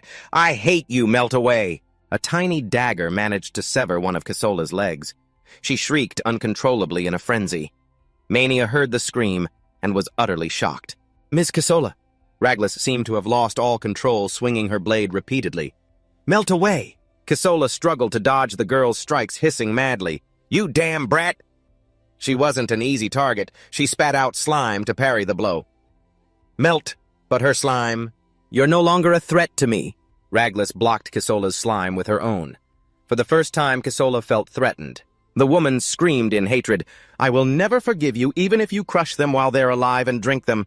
That's not pleasant at all. Mania and Akara rushed it over. Casola, are you okay? Casola lost control, cursing, You're all just a bunch of useless animals. It's so annoying to play the role of an advisor so precisely like this. Not letting her ramble any further, something that looked like a massive, humongous tree trunk lunged forward, sending Casola flying 10 meters away.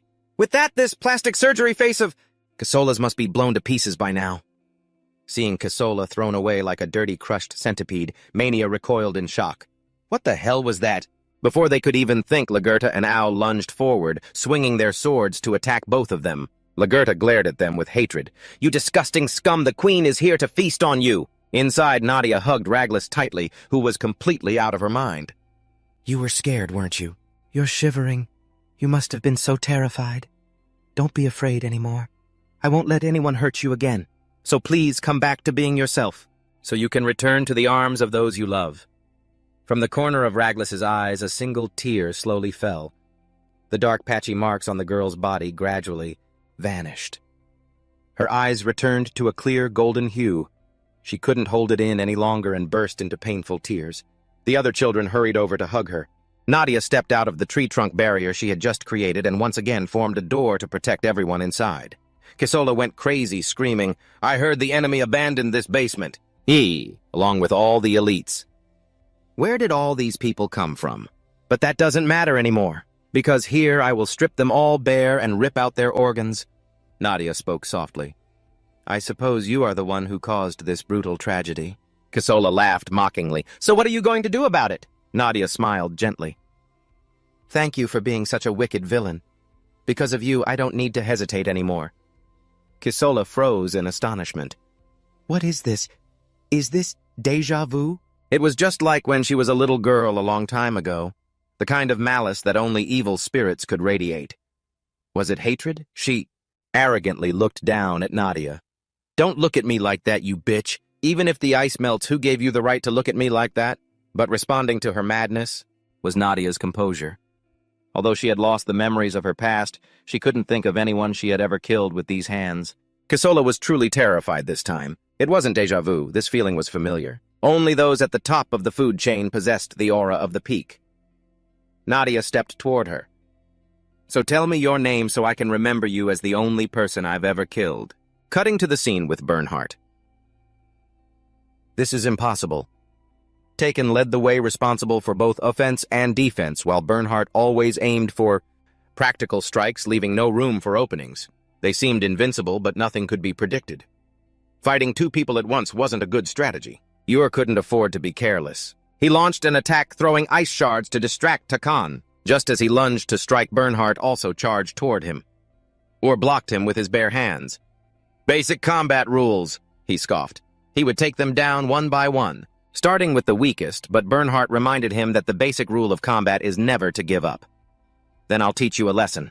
Xavier was indifferent, but didn't let him get cocky for long. Taken used his frostbitten arm to grab his neck. Ur roared, warning the two if they thought this meaningless resistance could work on him, they were wrong. No one could defeat him, but he couldn't stay arrogant for long because Ananta's flames had incinerated his crystal castle. Before Bernhardt could even process what was happening, Ananta scoffed. You two are having this much trouble. With just a single enemy, how pathetic. Rupa waved to greet them. Before they could ask much, Ure cut the conversation short. Leviathan's reinforcements. He encased himself in frigid ice. You dare to chat while I'm still here.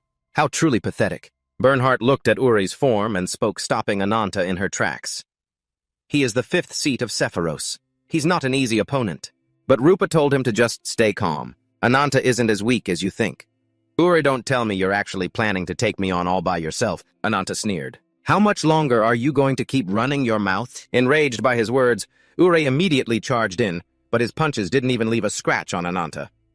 Ruba just smirked at him. You even managed to beat the 2nd seed of Sephiros? Ur stammered in shock. That's an incredible amount of power. Could it be that you are Ananta, the incarnation of vengeance? Ananta delivered an effortless punch, sending Ure flying right out of his ice armor. Ure suddenly remembered Beheron's warning: if there was an emergency, call him immediately. He used his power to open a portal.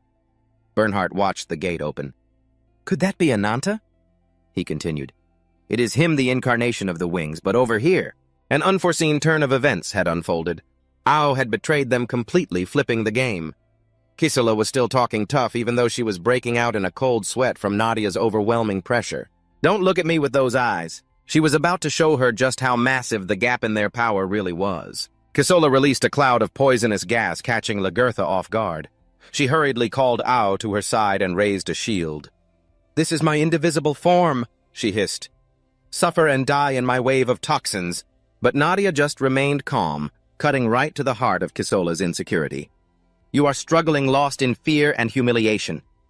Every one of Kisola's attacks was easily blocked by Nadia. Frustrated, she shrieked, Damn it!